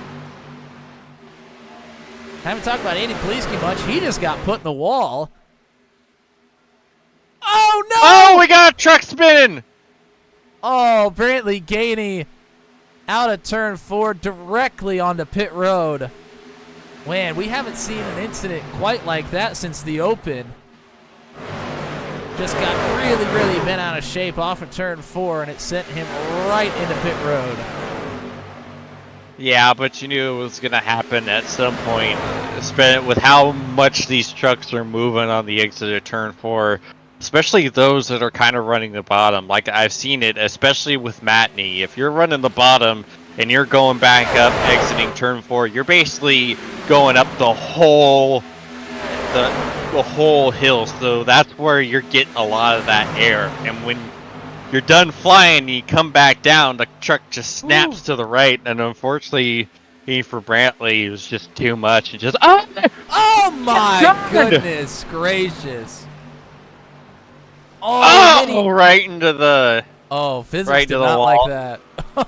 No, it didn't. No Ryan Dye hood cam, but we now have the Brody Gunter front bumper cam. We have a couple of incidents to go back and take a look at when we get our next yellow now. You see John Kay there in the 2 trying to work his way forward. Got Josh Monacek and Luke Peterson cameras on the screen at the moment as they are just a couple of positions from each other. Peterson sits in second. Monacek sits in 4th.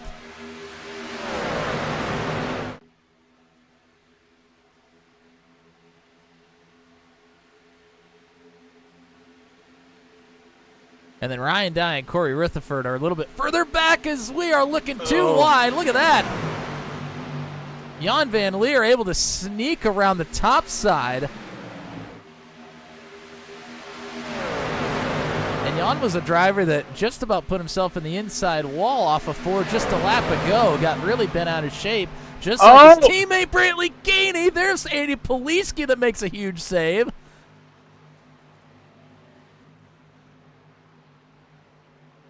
Thinks that next caution might be on the horizon as we got one on the apron. Man, they are really getting after it, and I have to believe the tires are a factor at this point. Oh, yeah, Rodney look at these trucks. Super sideways. Andy Poliski is at the back of this field. Let's go on board with the 32. Remember, Andy had to take a faster pair on the first lap of this race. Oh! No! That is Josh Freed, what a save! Freed able to make the save. Oh, it looks like that truck was a little too freed up there in the center. I'll be here all week. So Poliski from faster pair on lap 1, just like Kyle Zittel. He is now inside the top 10. Kyle Zittel, unfortunately, has gone a lap down after losing the draft.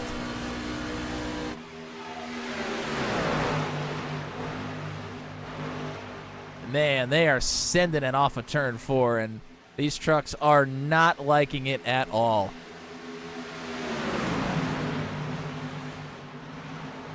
Oh! Oh, no! Oh! John Kay gets turned! Oh, and he gets tapped in! Him and Matney get There's together. the caution. Oh, someone blew up.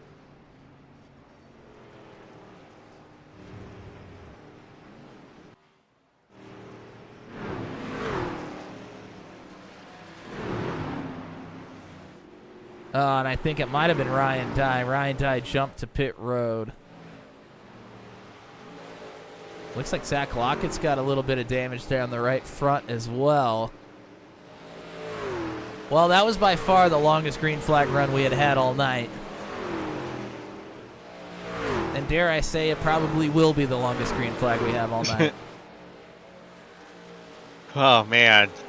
Kyle Zittel had to be Code Brown of the century, you know, with not only worrying about trying to hold on to the lucky dog, but the fact that he doesn't have a faster pair, and that whole wreck happening right in front of him. Saw his entire race flash before his eyes. Yeah, him and Brantley Gainey are trying to hang back from the pack here. As John Kay is pushing pushing Josh Monacek into the corner. Monacek gets right to the bumper of Peterson. Kay gets into the wall. Matney can't back out of it in time. He turns the 2. So John's down on the grass trying to make a save here. Oh, and then Rodney gets loose, I think maybe off of the bumper of Hayden Palumbo. That was saved if Palumbo and Matney didn't get together yet again. And there's the shot that Zach Lockett took from John Kay. And then who was flipping in the background? Right there. I think that's Ryan Dye. I don't know what happened to Ryan. Let's see if we can see. Oh, and he's disappearing a little bit. I don't know if we'll get to... Oh, he's gone. I mean, he's gone, and when he appears, he is flipping. I don't know what happened there. There was some serious internet issues. I'm thinking maybe he hit the inside wall, just like Andy Poliski did earlier. And then there was like one of his body panels just flapping and bouncing about. Yeah, that was. It didn't quite look like a hood, so I think it might have been the rear bumper. So we now have the offshoot Ryan Dye rear bumper cam.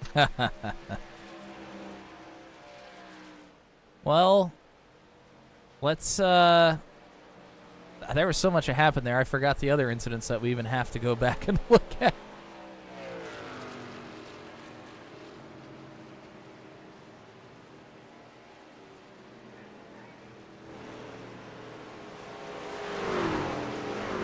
I'm going to go in search of a couple more incidents here.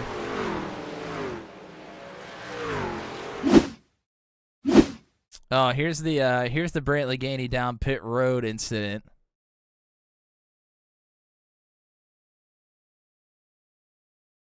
So Brantley's on the outside here through turn 4. And he gets into the wall. Oh, he's super loose. He is trying to hammer it off of turn 4. And gets really loose, and he is just going to pound the wall here. All 4 wheels off the ground after making contact with the inside wall.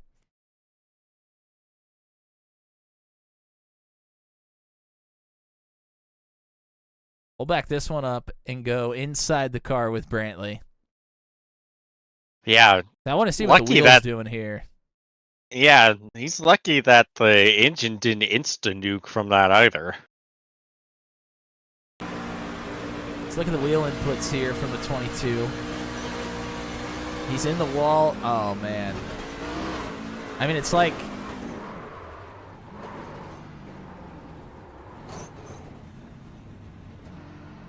I think his front tires maybe came off the ground just a touch right when he started to get loose, and it really didn't matter what the wheel was doing. And then once he starts sliding, there's no stopping. Nope.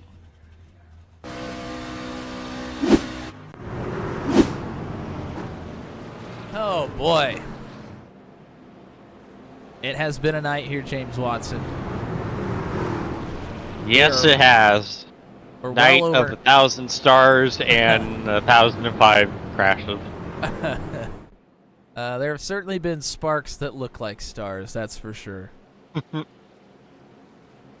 So we are well over the halfway point in this one.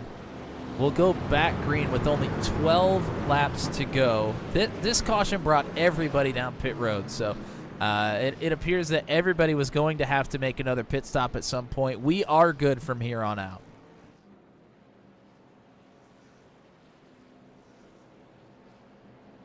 It's like Eric breeding down in the grass, trying to dirty up his tires.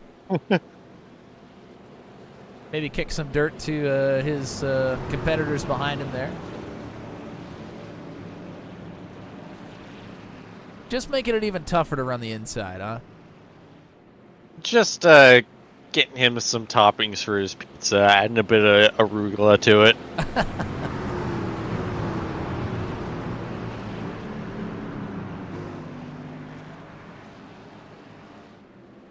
See a long line of single file cars. Those are cars that were able to, I believe, get a wave around here.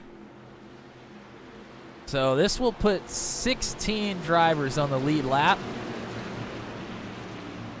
The last one of that bunch is Kyle Zittel, back on the lead lap after everything he's been through. Luke Peterson first to the stripe with Jan Van Leer there in the Domino's, number 5, right next to him. Monacek trying to help the number 5 of Jan Van Leer. Monacek loose down on the bottom. Trying to slide up in front of Zach Lockett. He'll get there. Look at Hayden Palumbo on the fresh rubber looking for some room to work.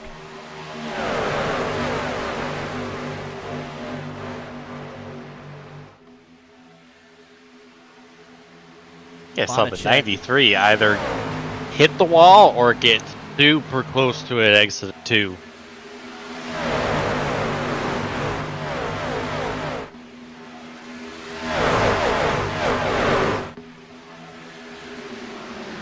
And Lockett, I can't tell if it's a paint scheme or if he does have a little bit of damage there to the left front. He took some earlier in the race, and I was trying to figure out if he maybe took a fast repair or not.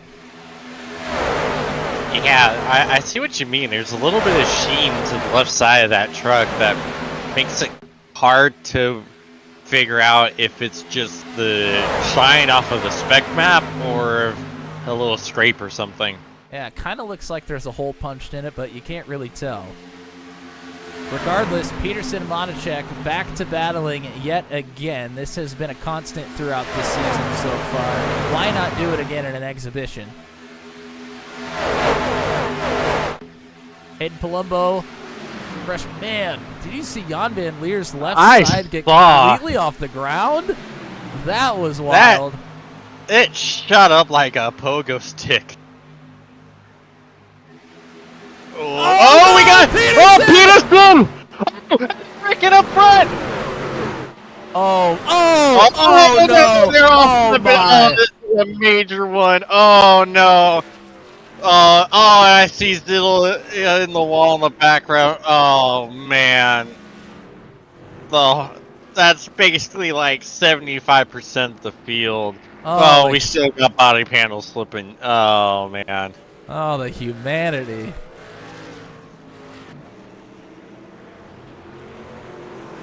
Well, yep. We knew.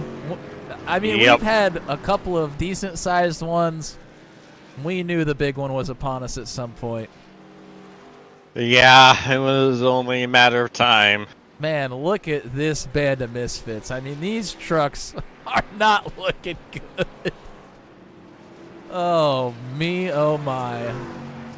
Thankfully, for his sake, it doesn't look like there seems to be much damage on that 53 machine. Yeah, I think even though he got a little bit of wall contact and got turned, I think he might be okay. Obviously, we'll probably still have a little bit of optionals, but all things considered, really good for the Kyle Zittel machine. Well, this all started at the front of the field. See if we can take a look. Peterson on the bottom getting some help here from Monacek.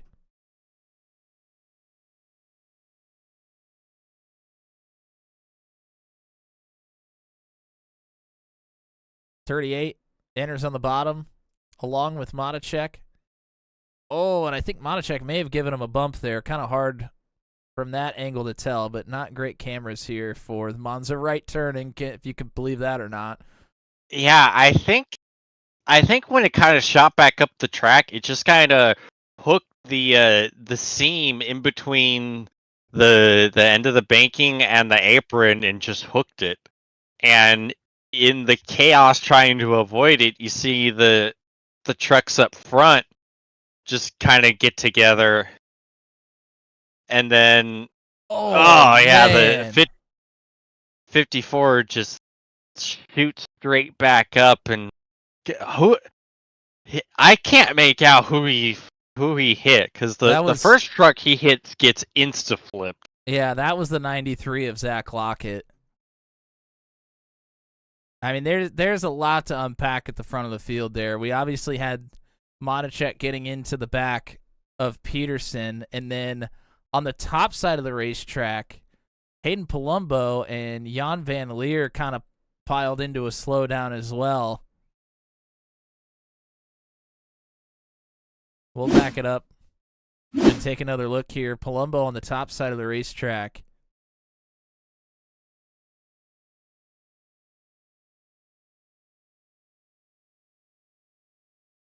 So here's a contact between Monachek and Peterson coming that gets Peterson loose.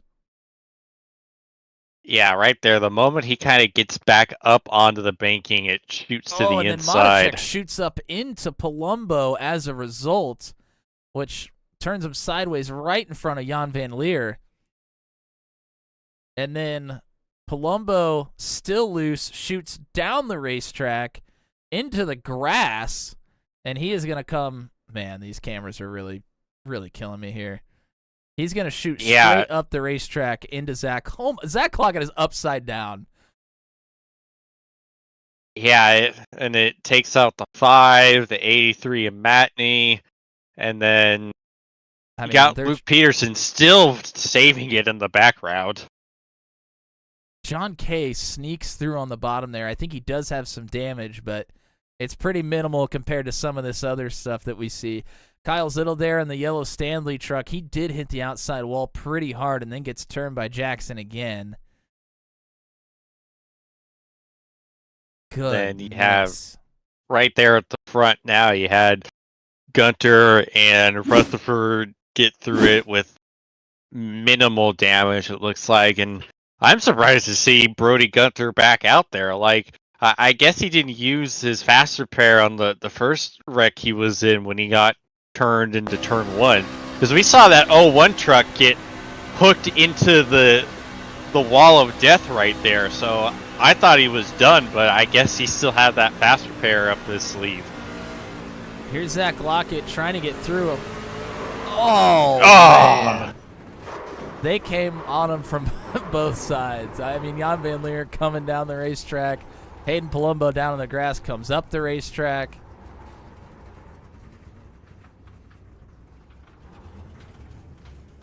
Oh, boy.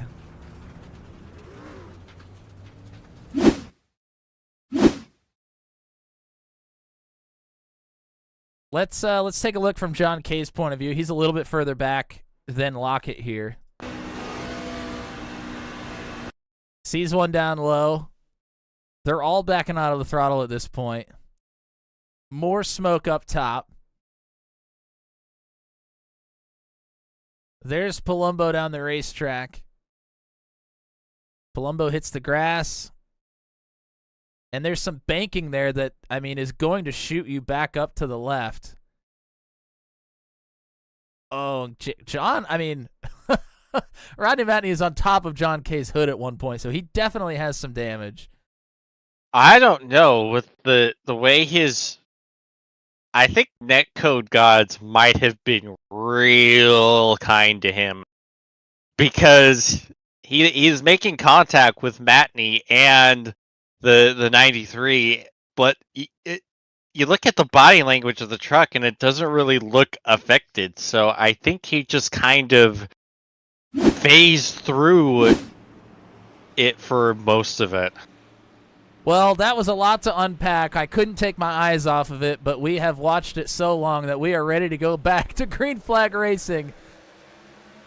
Josh Monachek and Andy Poliski are going to take us to the line with 6 laps to go.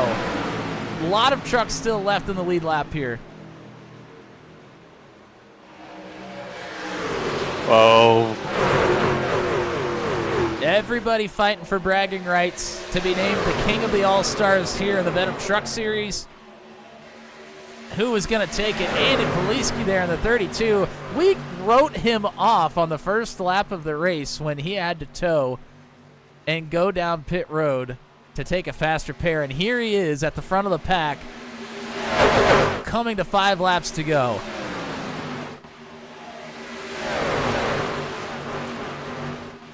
Poliski, Monachek side by side. Lots of drivers into the outside wall. Sparks flying in the dark here at Monza. Oh, Josh Jackson. Oh. I think he hit the inside wall there. Yeah, he hit something. He got lucky. It wasn't that big a contact. Monachek, super Oh no! move! Monachek! Oh my Oh, they're in the goodness. wall! Oh, and Ziddle barely survives it. Man, that was quick. I mean, that snapped on him super fast. Yeah, and given the fact that he probably took his fast repair after the last one, I think that might be the end of the road here for the most part for Monachek.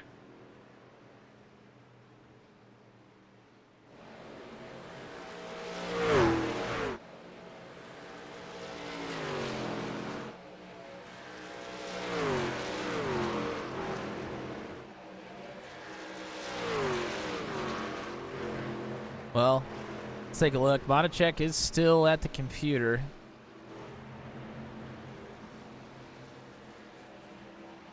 Let's take a look back right before this. Josh Jackson gets all bent out of shape off of turn 4, and he avoided the inside wall. Yeah, that was wow. a great save to not totally end your night there. Oh, but he does come to a stop. So he called it a night anyways. Interesting. I mean, that was an unbelievable save. Maybe he just thought they were going to go green from there on out and he was going to lose the pack, but little does he know, there's more coming here. So Monachek gets loose here. I'm not sure how. He's behind Andy here going into turn number 1. Brody Gunter is behind him.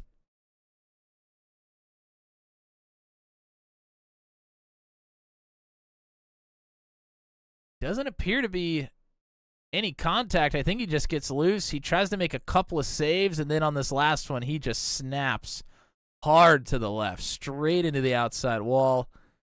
Jan Van Leer right in front of it. Oh, McKinnon is going to get caught up in it. Kyle Ziddle with some contact there with Gunter. And Gunter going to come straight back up the racetrack and add insult to injury to the number 60 there.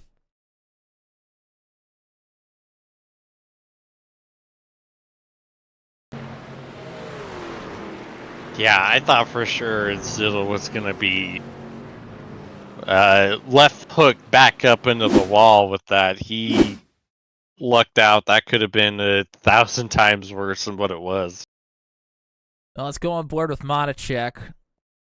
See the wheel inputs here.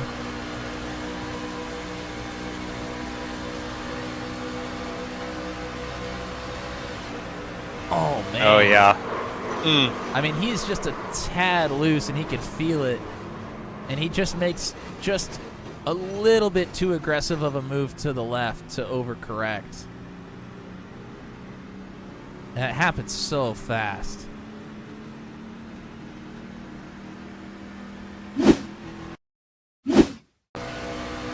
Here's one more time.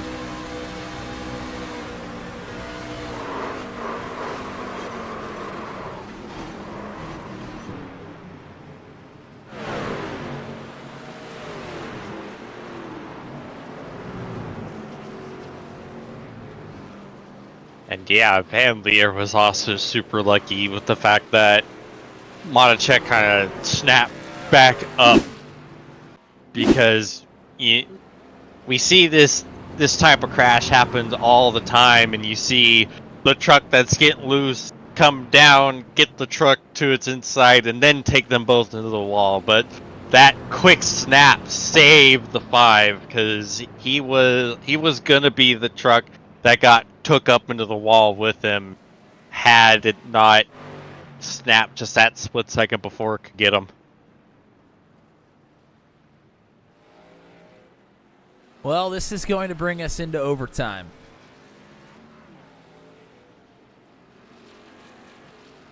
How many attempts at a green white checker do we have? At least 3. I think we're going to use every one of them. To be honest, I don't.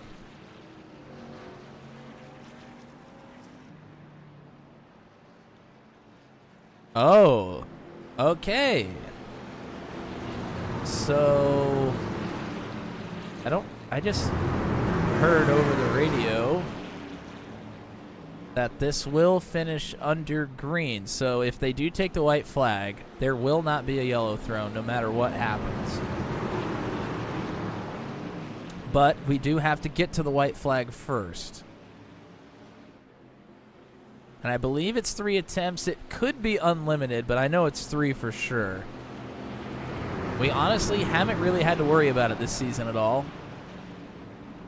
And it's fitting that we would potentially have that scenario when Tommy Cook's not here, because I can guarantee you he would know. Yeah.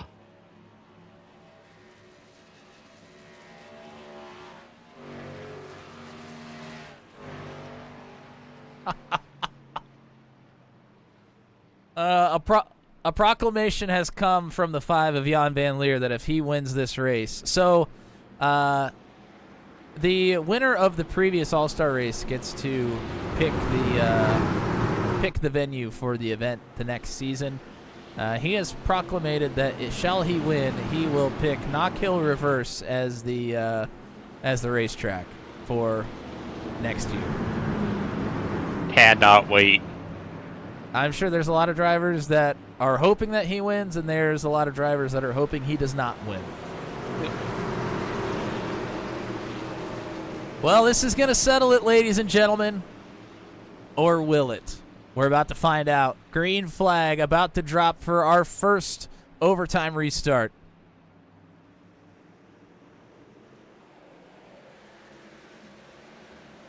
Barney has dropped the green flag, and we are a go. Luke Peterson, big advantage down into turn 1. Andy Poliski sits there in second. Jan Van Leer, Josh Freed, Josh Matacek. Now, look at Josh Freed. Freed has been all over the joint here tonight, and he's in the top 5 here on a restart at the end of the race. Can he make something happen? Whoa, Jan Van Leer really been out of shape. Oh!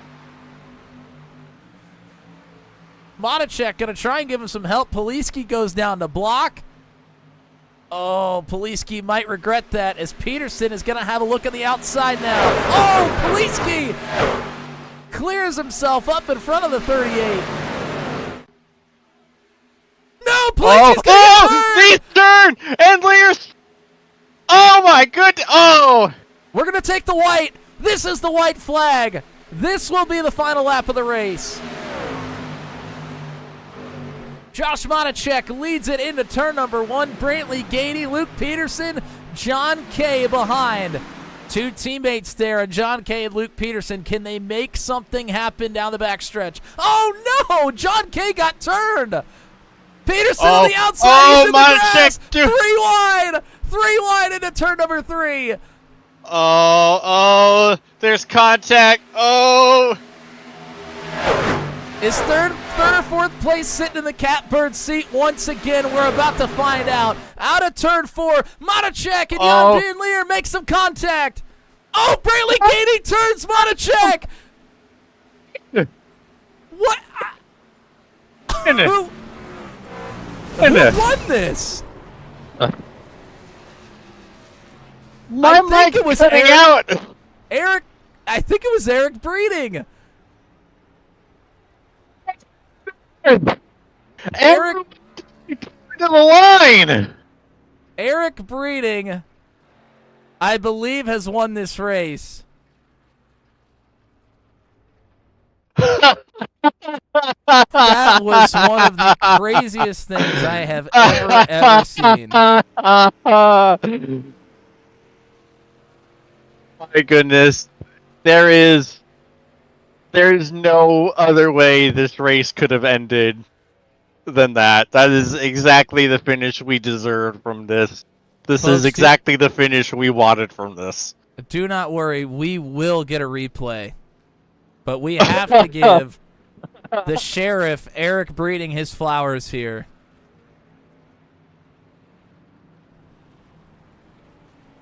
That is one of the damnedest things I have ever seen.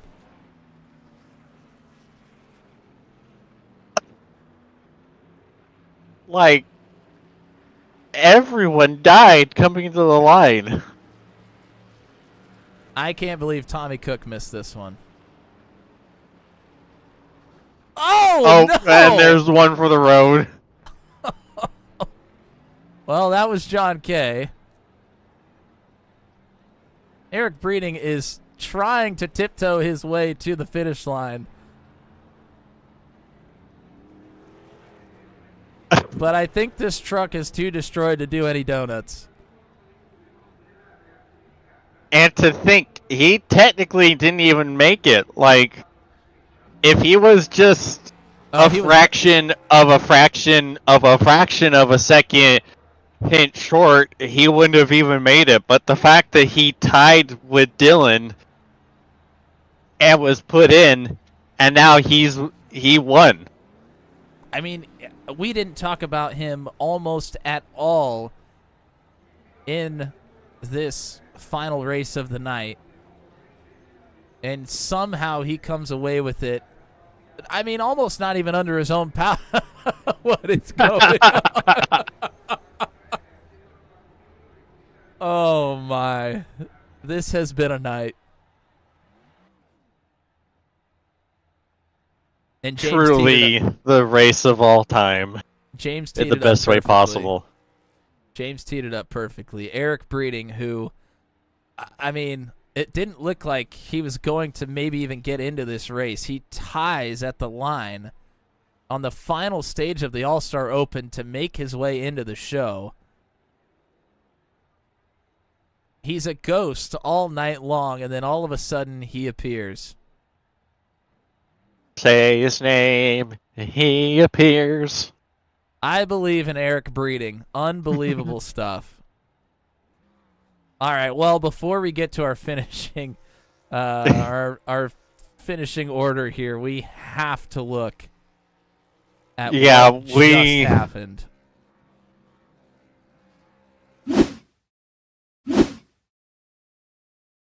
So Eric Breeding is pretty far off the pack coming out. I mean, he's a good ways off the lead pack here.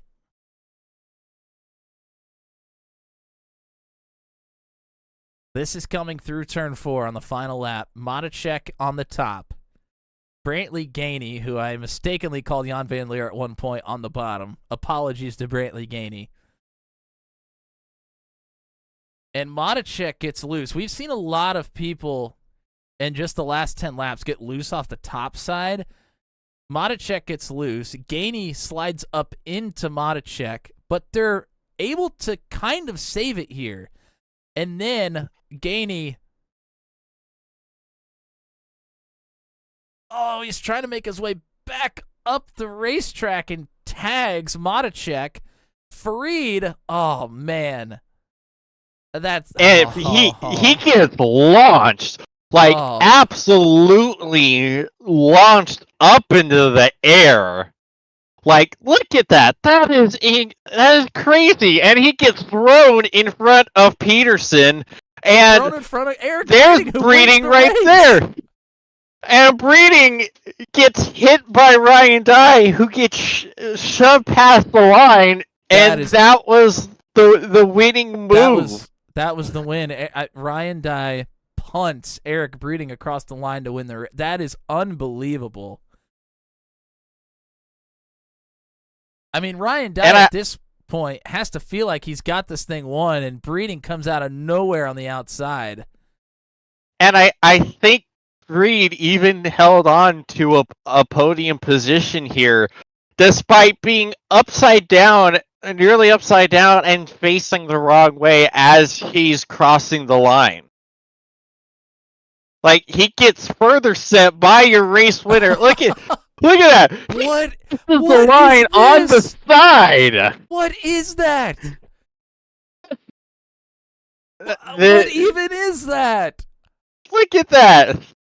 And like, if physics just physics a different way, Josh Freed wins this race. I mean,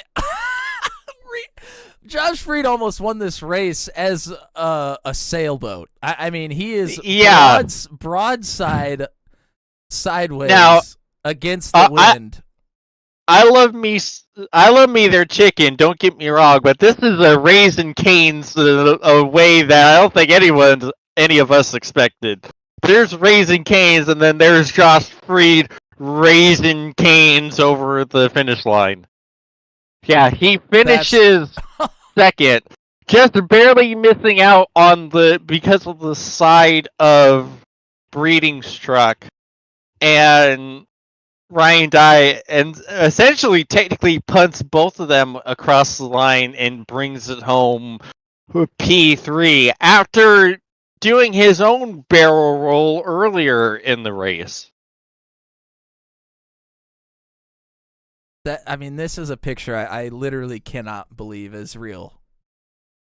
If this is not a part of the iRacing top 10, then I lose all faith in the sanctity of the iRacing top 10, because this is one of the most nutcase bat crap basalt finish you will ever see in any form of motorsport. What's crazy about this to me is if Josh Freed gets in the air with his nose face. Oh, okay, what just happened? Oh no! Well, hold on, give me a minute here.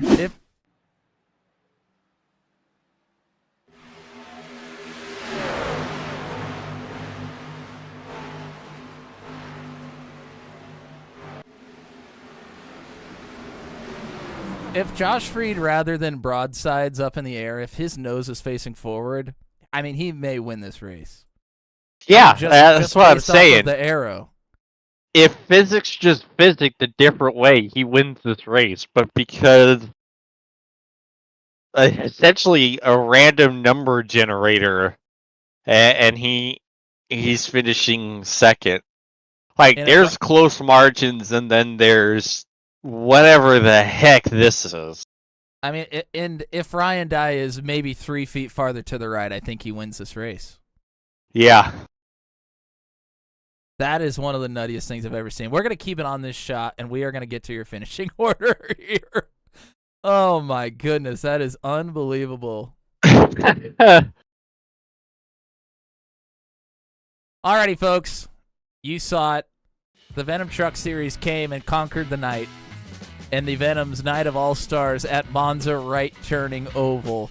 Eric Breeding, who barely got into the show, takes the win in this scene that you see before you. Josh Freed up in the air comes away in second. Ryan Dye finishes third, pushing them across the line. Luke Peterson and Cole Maxwell round out your top 5. Brantley Gainey, Josh Matichek, Jan Van Leer, Corey Rutherford, and Brody Gunter will be your top 10.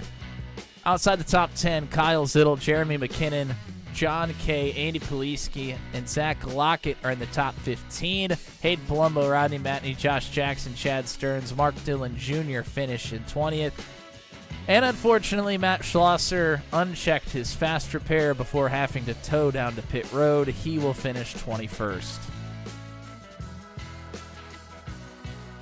Oh my goodness.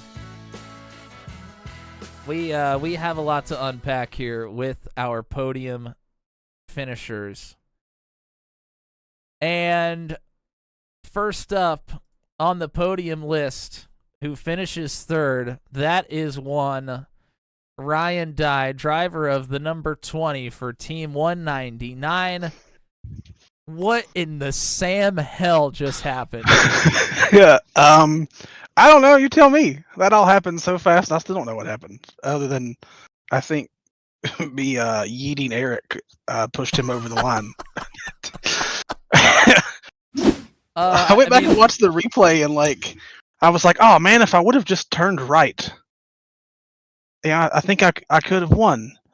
But then I went back to my cockpit to relive it, and went, "Oh yeah, we're doing 200, and there's no time to even think." Yeah, that was, I really don't know what to say about the finish at this point. You summed up your point of view, but I want to go a little bit further back in the race.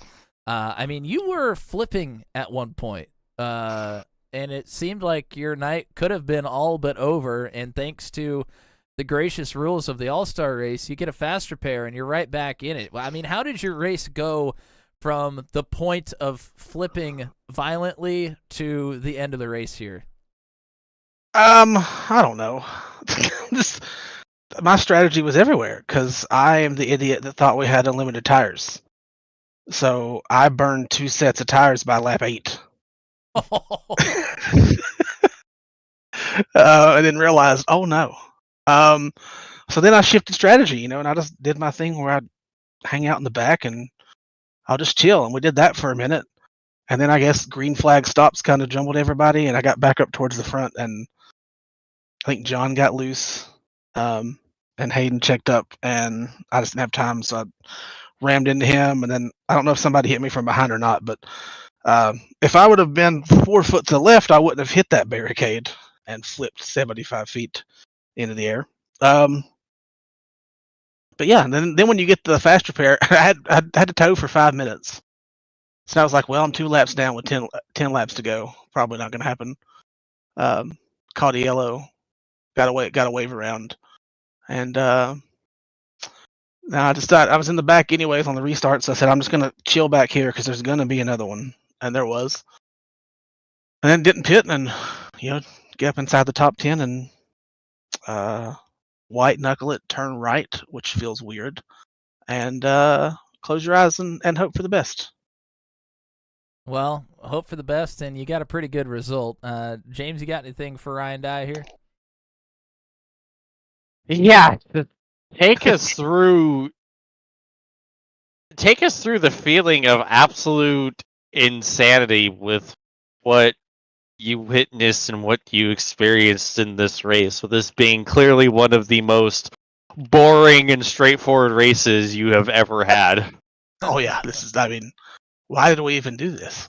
Yeah, it was wild. So I've advocated for this race for about 5 seasons now, and they changed the rules on how we do the All-Star race, and so now the winner gets to pick. And it finally took that happening for someone to have the testicular fortitude to throw it down. So I think it was everything I ever wanted it to be. This track isn't, well, at least the right-handed version. It's not hold it wide open and turn right. I was literally all the way off the throttle going into turns, well, I guess 4 and 2 since it's backwards.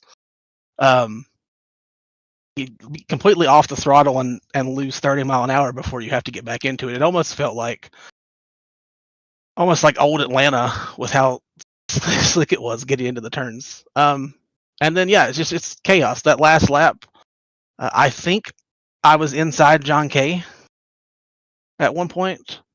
I don't know if the netcode gods just were on my side for that. And that kind of put Eric in front of me. And I honestly knew coming out of turn 4 that Eric and I were going to be in a pretty good spot running 5th and 6th. We'd seen it in all 3 of the stages for the Open that they were going to wad him up coming off of 4. So I was just trying to get to the inside of him so I could be the one that got there. And then all hell broke loose and I closed my eyes and I hit him. Hit him, you did. You certainly did. Well, I mean, it was an up and down night for just about everybody, but you come out with the podium. So congratulations on that. You're cleaning up on the super speedways this season so far. Hope that continues here going into the rest of the season. Let's get some shout outs here for you. I guess I'll drop this news now. Tonight was my final full-time race in Venom. I haven't told anybody until this moment. So it's cool to get a podium. Not saying I won't ever race again, but I've hit the point in my own personal life where being a father to a 5-year-old that constantly wants time and starting to play more sports and stuff, it's just don't have time to practice. And then honestly, sometimes just don't have the want to practice to be good anymore. So, I'm going to take the Nathan route and chill out and come back for some one-offs and maybe an all-star race here and there. So thank you to this league. I had this league thrusted in my lap at 4:30 a.m.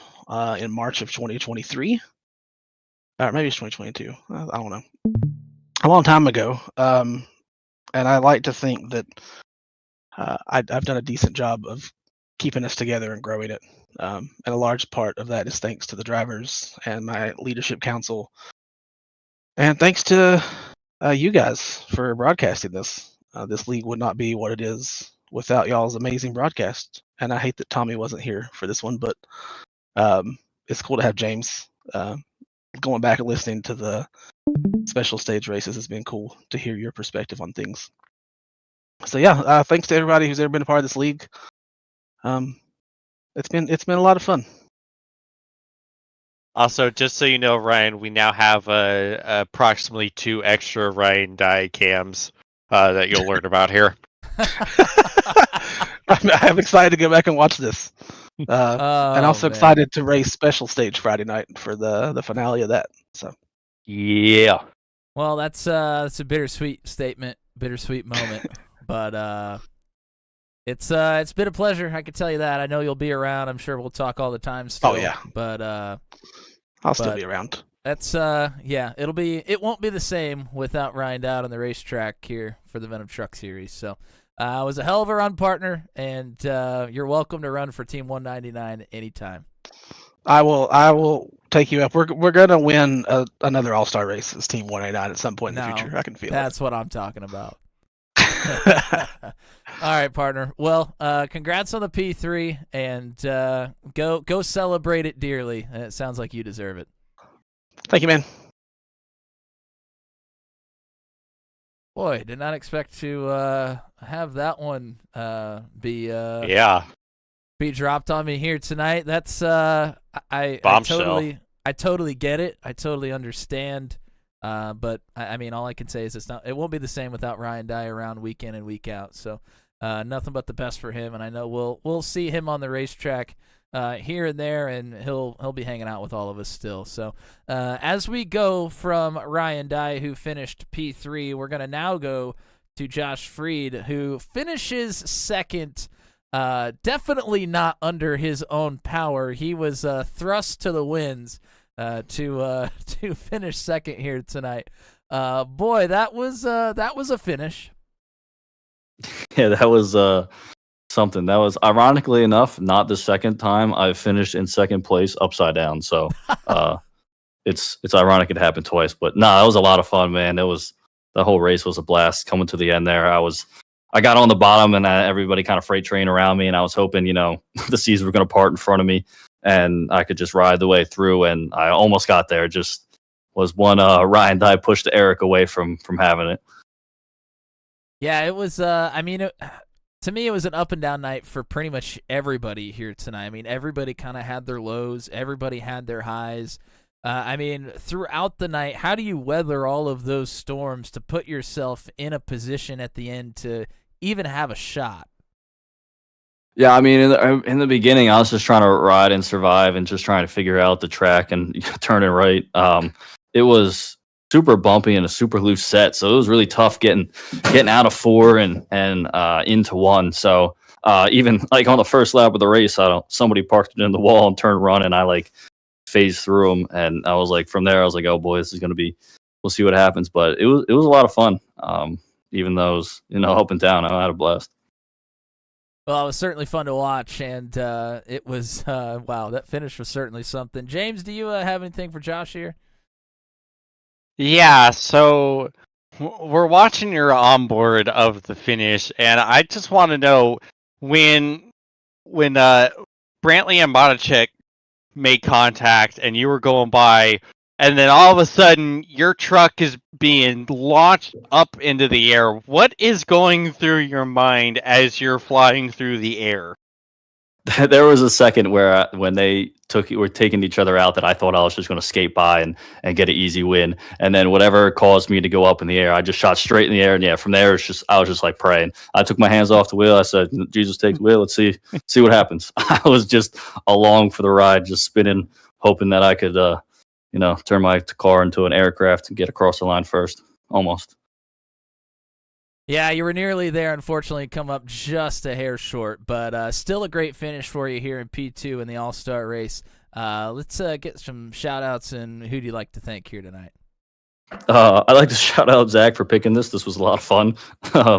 I had a blast. I wouldn't mind doing this again. All-Star race, though, not a real race. But, and then, thanks you guys for putting on a good broadcast. I enjoy watching these the next day. I'm sure this is going to be a real fun one to watch back tomorrow. So appreciate you guys. Yeah, I can guarantee it'll be an interesting one at the very least. So thanks for coming out. Congrats on the P2. Thanks, guys. Alrighty, that brings us to the winner of the Venom All-Star race here in Season 9. Barely even made it into the race through the All-Star Open. It's the Sheriff, Eric Breeding. I mean, what in the world happened for you to come away with that one? Man, what just happened? What was that? Did anybody see that? It is certainly something that I saw with my eyes. I think it's still hard to believe in my mind that what I saw with my eyes was real. I mean, first of all, take me through your open race, because, I mean, you narrowly got into this thing. I personally think you edged out in front and would have gotten in anyways. They were calling it the other way, but regardless, both of you were able to get into this race. But, I mean, how did the open race unfold for you? So, I mean, the open race is obviously a different dynamic. You got unlimited tires and no damage. So I was just all out trying to get to the front. And coming off a 4 on that last lap, I saw the guys, I think is going through 4 when they wrecked, and I got around them. And I was trying everything I can do to block Dylan, and it was just so slick. It about got up from under me, and I thought I let that one go. Well, actually, according to iRacing, he did win 0.000. But yeah, it surprised me. It really did. Well, you go from getting into the All-Star race off of basically a literal tie at that point in the All-Star Open, and then you come to the All-Star race where things do not go smoothly for a lot of people. It seemed like everybody kind of felt like they were out of it at one point or another, and then they would all make their big comebacks there towards the end. I mean, you were not really in the lead pack there coming through turns 3 and 4 on the final lap. Did you feel like you were in a good spot there because you kind of knew things were going to go kablooey there at the end? Or, how were you feeling there on the final lap? So let me tell you about this race. All right. So I forgot, or I was stupid enough to think that we had unlimited tires. So by lap 9, I had went through 2 sets of tires because that was going to be my strategy. Because in the open races, after about 6 or 8 laps, they got super slick, they got super greasy, and I'm like, okay, every chance I can get, I'm going to get tires. I think Luke said, "Hey, we only got 3 sets of tires at the beginning of the All-Star race," but I don't know. I was probably thinking about a squirrel or something at that point in time. But so I had burned 2 sets of tires by lap 9, and then I realized, oh crap, I've only got 1 set of tires left, and I've got to go 40 laps. And so at that point, I was just going to stay at the rear, take it easy, try not to burn my tires up, be strategic on the last set of tires. And, we went through a few cautions, and Zittel had got into something, and we was kind of back several seconds off the pack. And he's like, "Hey, when do you want to pit?" And I'm like, "Well, I'm trying to figure out how to save this last set of tires." And I think it was like 19 to go. We decided to pit under green, and end up pitting. I screwed up, left my fast repair checked, and I didn't have any damage. I may have scraped a few walls and one of the spins. I think I got hit in the door a little bit, but as far as any damage, I didn't have any damage. So I was out of tires, out of fast repairs, 19 laps to go, and I was like, crap. And so with all the cautions, I was just kind of laying back in the back. I wasn't really trying to push it. I didn't want to ruin anybody else's race. I didn't want to screw up. And I don't know, man, coming out of 4, Ryan was behind me, and I was like, hey, this is the final lap. I tried to pull down to block him just a little bit.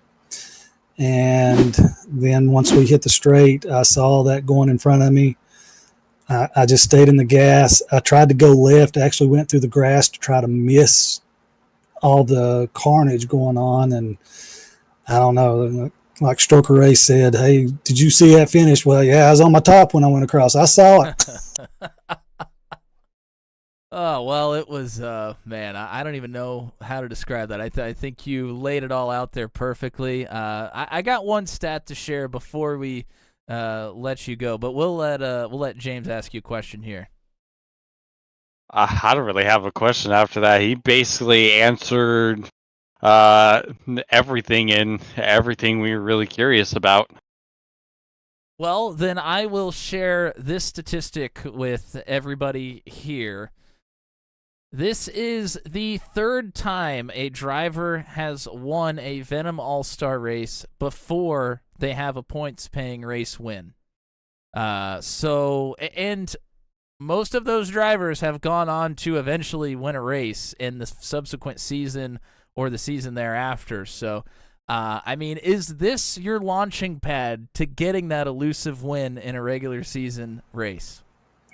Gosh, I hope so. You know, I mean, I tell the guys on the team all the time, I personally don't feel like I'm good enough to contend for wins every race weekend. I feel like I'm a 15th to 20th place driver just about every race. There's certain tracks I'm better at than others, but consistently it's a 15th to 20th. It depends on how bad I screw up.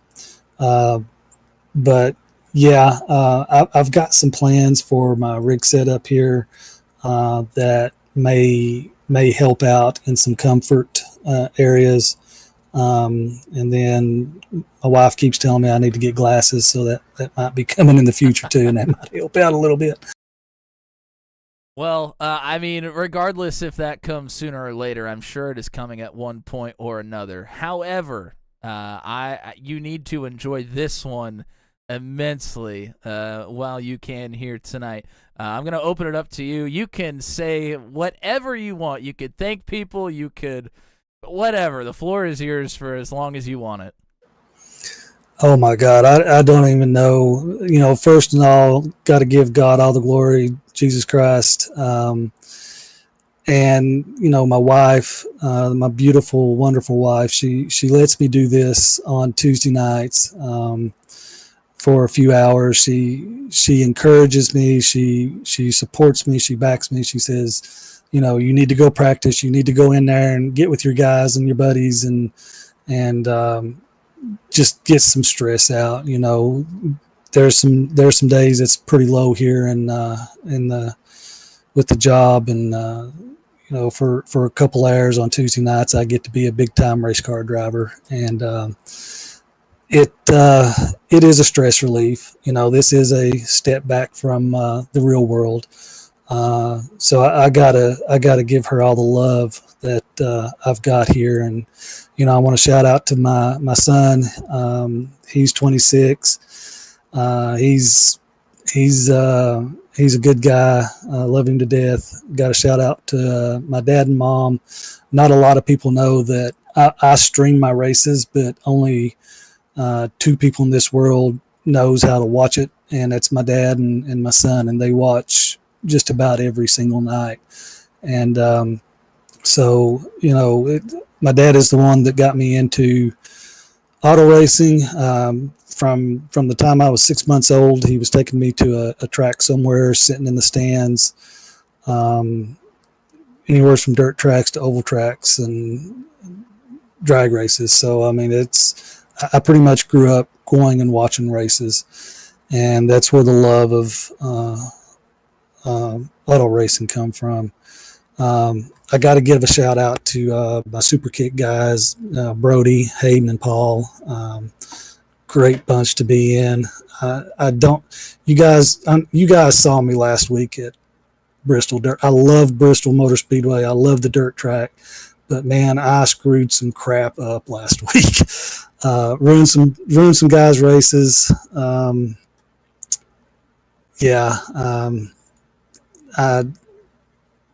I done bad last week, so I was pretty low coming into this race. I just wanted to stay out of everybody's way and not screw up anybody's finishing position. So shout out to the Super Kick guys. Shout out to Alabama Gang guys, John, Garrett, Luke, and Kyle. Got to give them all my love too. John and Kyle and those guys, we text some through the week, just bouncing off stuff, and they're just great guys to be around. Luke's awesome. Garrett's awesome. I also got to give a shout out from my heart to Jeremy and Jan and Cole. That bunch, we always get together at Bristol, and I think this year Matt's coming. Is that right? I think Tommy and I are both planning on being there this year. Both of yous. All right. Okay. All right. Get up with me afterwards. I need to. Are you going to stay at the house? Yeah, I think so. Yeah, I needed to get with you on that one. So yeah, I think Tommy. Yeah, just get up with me. I think we're up to 10 or 11 now. So all right. That's going to be fun. If you've never been to the Venom Takeover at Bristol Motor Speedway at the fall night race, guys, you're missing out. It's a fun time. I'm not going to get into all the fun we have, but it's a fun time. Good, clean fun for the most part. And but yeah, gosh, I hope I ain't missing nobody. If I do, I'm sorry. I can't believe I finally got something done other than finishing the last place. It's I don't know. I don't think it's set in yet. Well, I think it'll set in eventually here tonight, and you certainly got it done. You got it done in a big way. So big congratulations. It is really cool to call first race winners. And this one's special for us, just as it is special for you. So, in the wise words of Tommy Cook, I'm going to tell you to go party hard and enjoy this one, partner. Man, I am. I sure am. Thank you guys. Turn 200 for broadcasting these races, getting it out to the people. All the guys in Venom Truck Series. This is a special place. What we've got here going on is something special, and if you're not a part of it and you're an iRacer, I encourage anyone to come and try out for the league. And once you get to know these guys on a personal level, you understand this is a really decent bunch. Couldn't agree more, my friend. It was, and it's a testament week in and week out. This was a really fun night. I cannot thank everybody at the Venom Truck Series enough for allowing this to be on the schedule for the All-Star race. This is a fever dream, and it delivered, and you came out on top. Congrats, partner. Thank you guys so much. Alrighty, James, that was your race winner, Eric Breeding. I mean, that I still don't know what to think about this night. This was unbelievable, top to bottom. The Open is everything you would expect it to be. We have carnage at the beginning of this all-star race, and then we have a finish like that unfold in front of our very eyes. I mean, what did you think of our night here in totality? It was crazy. I wanted to be a part of this because I had a feeling this is exactly how this race was going to turn out. I'm like, I want to be a part of this because there's absolutely no way that this race is not a banger of the highest multitude, and it absolutely lived up to the hype. Honestly, in ways I couldn't even anticipate. It was just awesome, crazy, hilarious, awesome, every adjective and superlative you want to add to it. It was just a crazy night of racing that I don't think any of us will ever forget anytime soon. I think that is absolutely the truth. It was something special. It was an unbelievable, exceptional night, and I want to thank you for being a part of it. It was great to have you here for it. It was a really fun race to call with you on the color commentary. So thank you for coming out and joining me here tonight in Tommy's absence. Very much appreciate the help.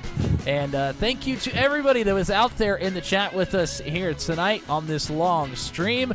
John K. at JK Gaming, Kyle Zittle, Stickers McQueen, Jan Van Leer, Lindsay G, Bailey Matichek, Ketchin Jack, I can't remember who that is. I'm terribly sorry. Tommy Cook was here in the chat here for a moment. Robin Matichek, Bayla Marie Matichek, I think I might have already said her, but thank you again. Greg Johnson, it was great to see Greg here in the chat a little bit earlier, a good friend of the channel.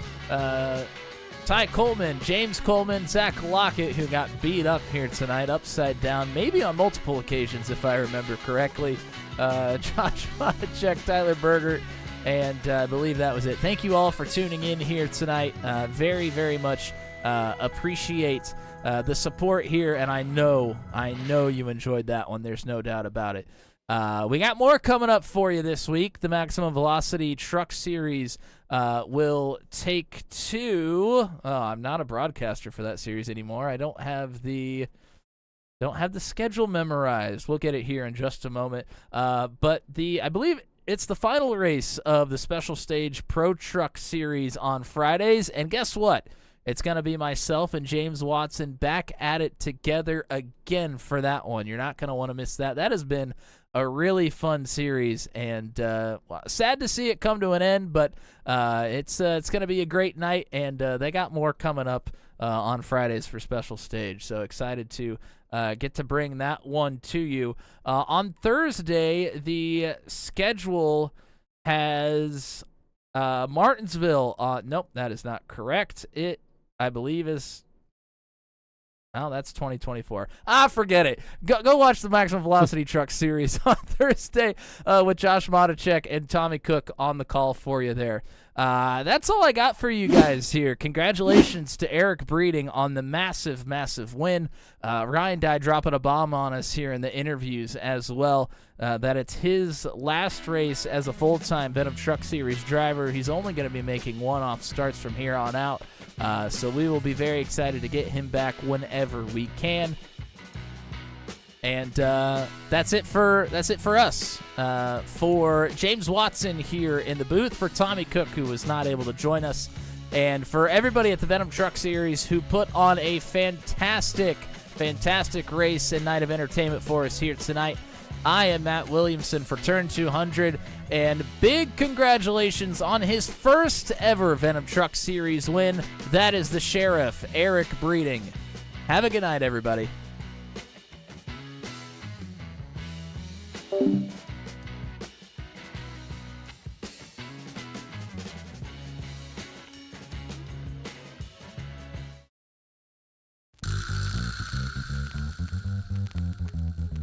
This has been a live broadcast on Turn 200. Be sure to hit subscribe and hit the bell to get notified of when we go live next. Thank you very much for joining us, and we'll see you again soon.